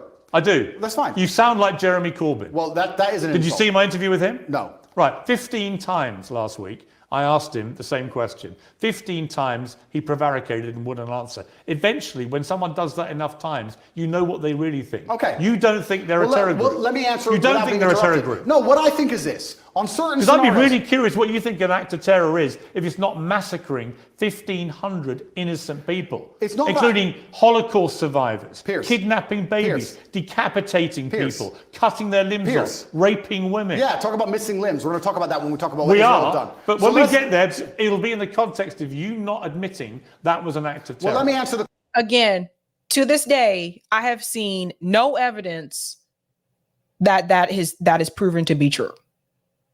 question for the final time. I am a realist.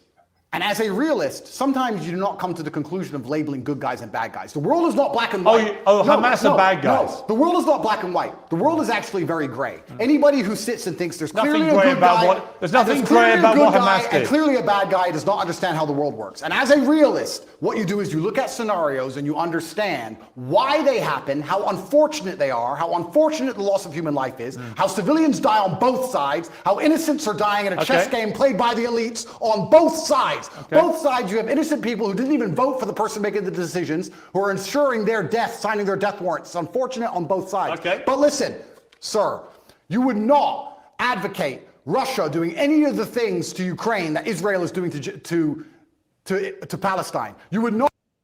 Boom. And that is a mic drop moment.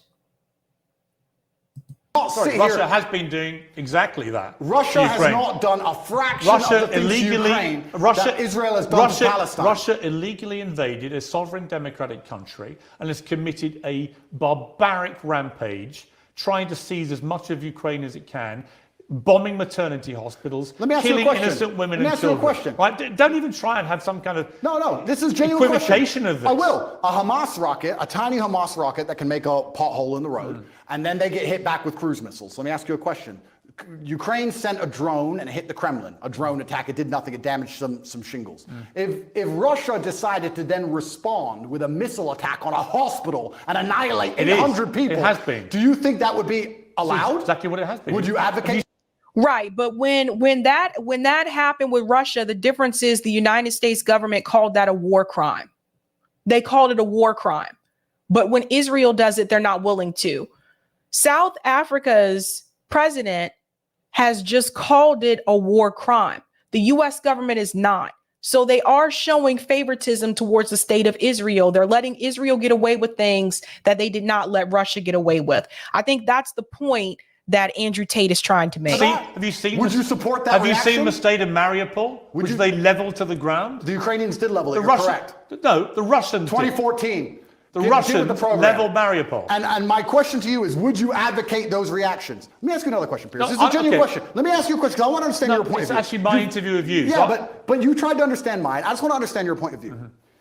If I believed, or if Israel believed, that one of the people in your house was a terrorist and decided to destroy your entire house and kill your entire family, would you sit and say, well, maybe there was a terrorist inside, I accept that? Or would you be enraged? Genuine question. I don't think you can take an individual person's response. Well, it's a bunch of individual people in Gaza. Yeah, They're sure. people, individuals with thoughts and dreams and aspirations Fine. which are being annihilated. 15-year-old girls without legs because of cruise missiles. Let's come to they that. are individual people. They're not cattle, Piers. Let's come to They're that. people. Right, and so were the people in Israel on October the 7th. And that's why it's so heinous, which is my exact point. But not heinous enough to reach your bar of terrorism. It's not about reaching a bar of terrorism. It's understanding why things happen. By not saying it, you've made your position clear. Just as Jeremy Corbyn did. And to pretend you're any different is ridiculous. Let's move on. I think the point that Andrew Tate is trying to make is, again, not everything is always black and white.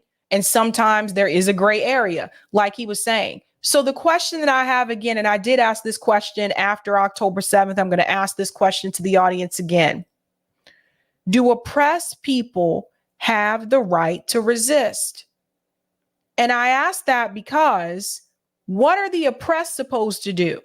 Are they just supposed to remain in those conditions and continue to be abused and neglected? Like, what are they supposed to do? You know, some of the same people who applaud the Haitian slave rebellion, that revolt in Haiti, where the slaves rose up, some of the same politicians who applaud that and say we learned, you know, from Haiti, yada, yada, they can't see it when it's in reference to Gaza. You know, so you have to ask yourself this question. Do oppressed people have the right to resist? If I came to you and I came to your house and I told you, get out of the house, it's mine now, and I held you at gunpoint, took your house, took your land, told you you have to go far, far away, and you have to go live in the territory that we've named, that we have called Gaza, we've made it a territory. You have to go live in Gaza, and you will never, ever be able to return back to this land ever again. Do you have the right to resist?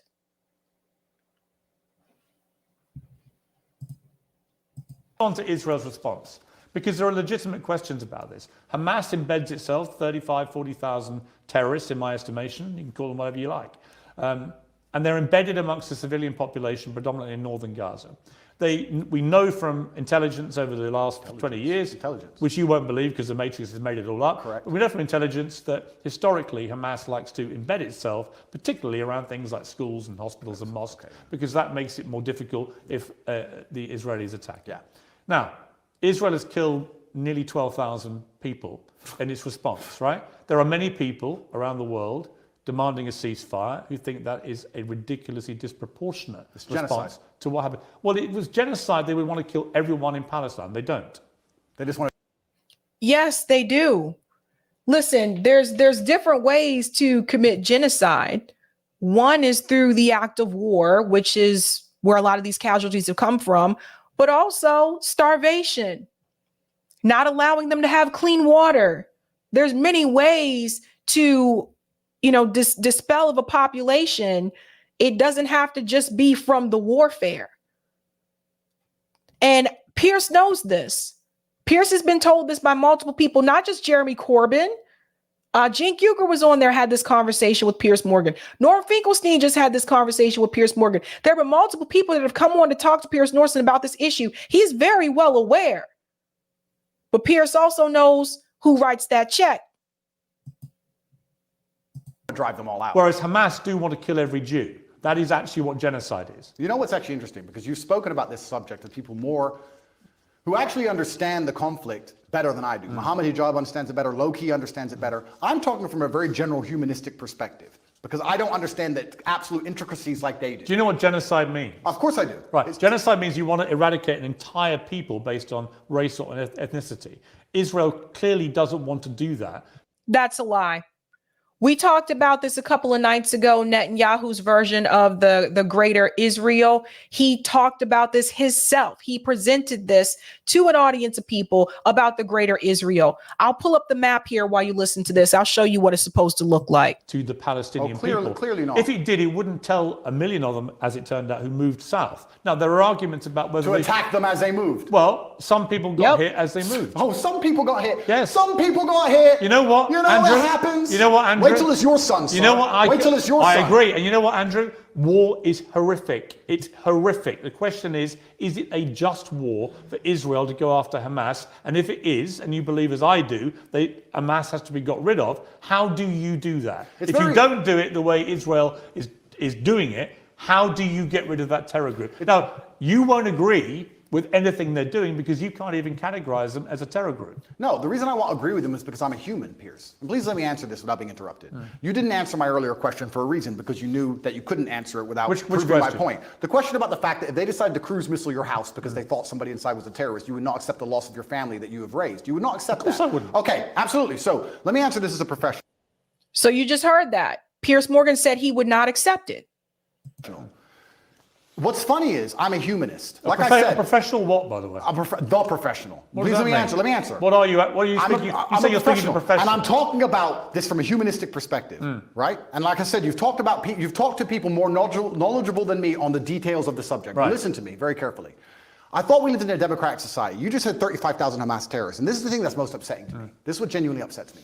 Israel intelligence will say a guy's a Hamas terrorist. Has that guy gone to a court of law? Has there been a democratic process? Has he been proven to be a terrorist? No. They've just decided from their intelligence that couldn't see an invasion coming from hundreds of miles away. So this intelligence is actually it's not great. No. So they've decided this person might be in intelligence without court case, without any kind of democratic process, and because of that, they've decided to annihilate civilians along with him, and it's all just collateral damage, and nobody should care. That is not a humanistic perspective, and that is disgusting. And any person in the West who is advocating for that is a hypocrite. Because if it was turned on them, if the American government said, we think the person in your shopping mall, one of the people you were shopping alongside in the mall, might have committed a crime. We didn't take them to court. We think they might have, so we killed your whole family. Get over it. So the last time is a clown and a hypocrite. So the last time.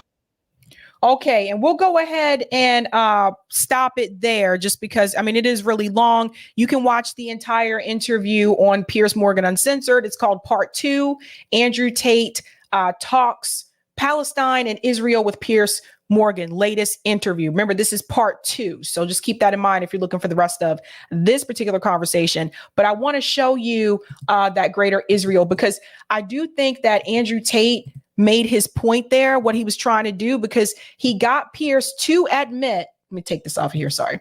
He got Piers to admit that he would not be okay with that. He would not be okay if they're trying to get one person and they killed everybody in the house that's in his family. He would have a problem with that, which is the point that Andrew Tate was trying to mention. So again, that brings up that question. Do occupied people have the right to resist?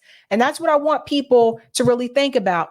Now, he keeps saying that they're not trying to get rid of the Palestinian people. According to the greater Israel, and you got to see this again, Netanyahu talked about this. This is not something I made up. This is not an opinion. This is something that he talked about on the world stage. This idea of the greater Israel, I want to show you what that would look like.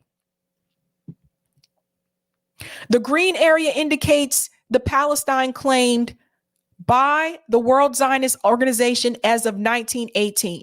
This is what they want the greater Israel to look like. This would include the southern part of Lebanon, part of Syria, part of Jordan, and even a little slither of Egypt here.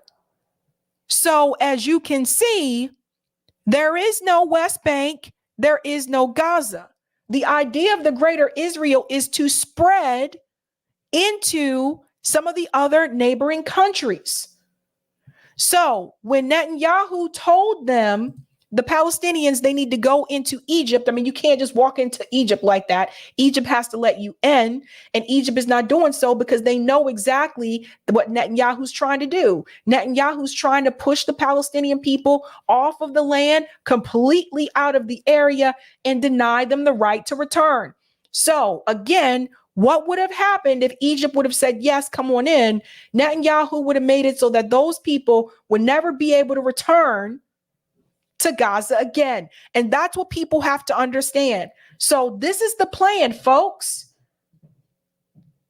And it's like when you're a colonizer, You don't show up to a country and say, I'm just going to take the east side. The goal is to expand. As long as the Palestinian people are in Gaza, as long as the Palestinian people are in the West Bank, they can't do that. So they have to find a way to get them out. Now, why would they want part of Gaza? Because of the resources along the Gaza coast. Why would the U.S. support this?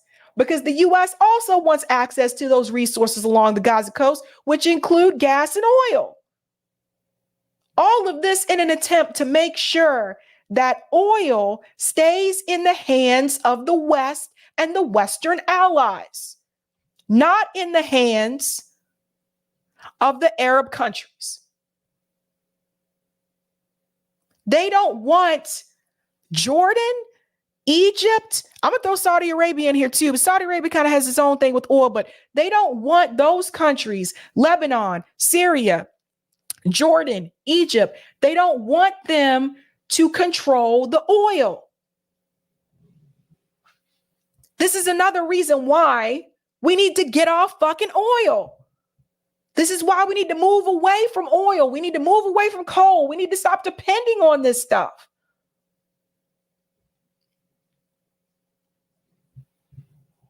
Now, I'm not a historian, but I've read a lot about this. And I didn't start reading about it after October 7th. The very first time I actually covered Israel and Palestine was when I started this show 2 years ago, actually almost 3 years ago now. That was the first time I covered it, where a little girl was standing in rubble and she said, "What am I supposed to do? I'm just a kid."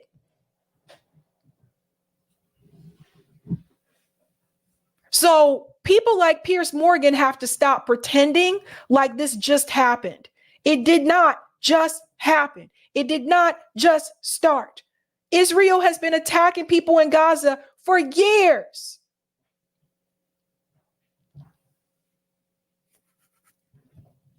So we have to pull away from the oil. Saudi Arabia is meeting with Xi Jinping in China right now to talk about this conflict. Saudi Arabia is supposed to be joining BRICS as of January 2024. Saudi Arabia is supposed to be an ally of the United States. Things are starting to change, people. Some of these other countries are waking up and they're like, yeah, I don't really want to fuck with you no more. That's how Saudi Arabia feels, right? Like, I'm not really feeling you guys anymore. And Saudi Arabia doesn't really need us. They have the oil, not us. We need them.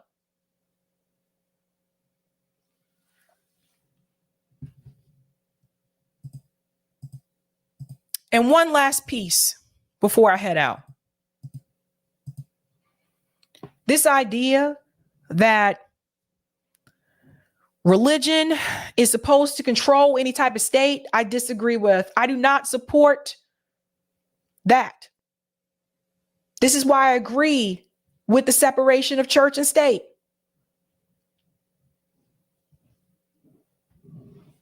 Sometimes I wonder if religion is it just makes things worse.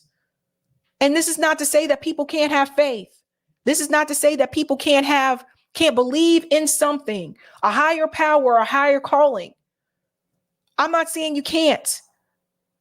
But when it gets to the point where religion basically becomes the law,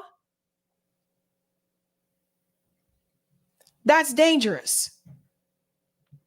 Imagine if your state was a Christian state and the laws of the Bible were the laws that were practiced in your state, but you're not Christian.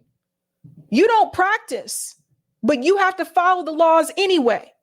Or since you're not Christian, you're removed. Do you know how dangerous that could be?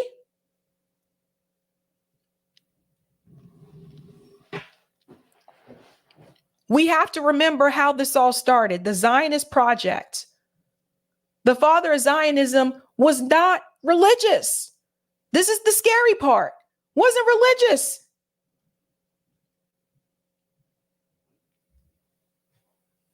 So how long are we going to continue to let something like this just continue, these people are just being slaughtered.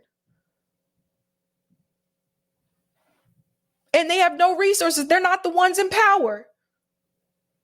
So you can criticize Hamas, but at the end of the day, who's in power?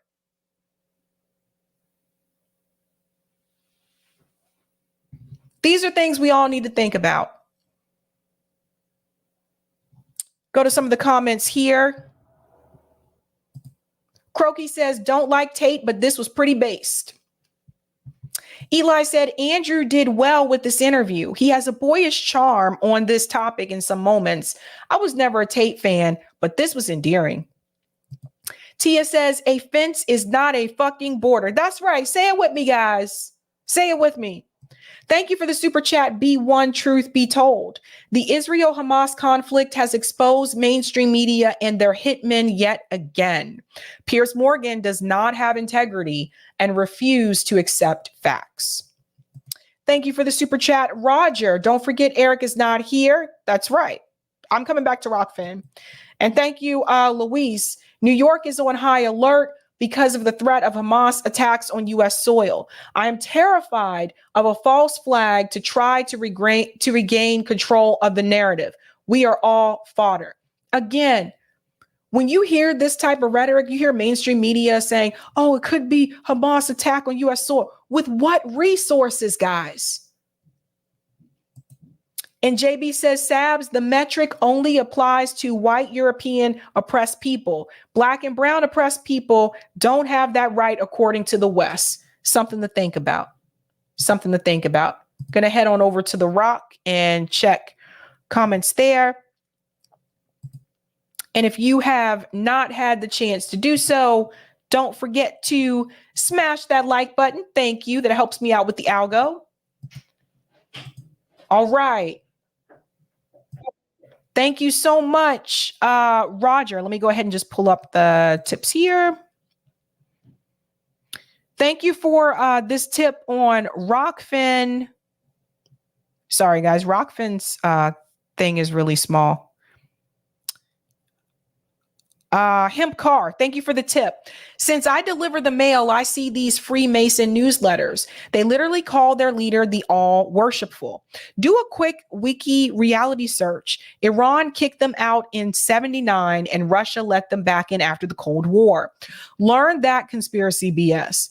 A lot of it turning out to be true. For minorities, everything has been a conspiracy against them. Interesting. And thank you for the tip, Roger. Here's an idea to get the American hostages out. Promise them that they will send no more arms to Israel on the condition that they release the American hostages. So the swing states, Pennsylvania, North Carolina, Arizona, Georgia, Michigan, and Wisconsin. Now, out of that, Arizona is 33% independent, 33% Dem, 33% GOP. North Carolina, 30%, 33% Dem/GOP. Indy, 35%. Can't explain Pennsylvania, but Wisconsin, Ohio, and Michigan photos don't register under party. This explains why they are swing. And thank you for the tip, JVB. Damn straight Sabby. Thank you. And thank you for this tip as well, Roger. I think a good way to answer that question about is Hamas a terrorist organization is two ways. The first, I would say, well, if it is, then Netanyahu is responsible for it. So this is on him for creating them. The second, I would answer, they are as much of a terrorist organization as the indigenous people of America rebelling against European settlers and Nathan Turner slave rebellions. Thank you so much for that. All right, guys, I am heading out. Again, I will not be here tomorrow. I'm not live Friday evening and I'm not live Sunday evening. Okay. So I'll have clips lined up. You'll see the clips. I'm going to be traveling this weekend. So I'll be live again on Tuesday evening. So I will see you again there. All right.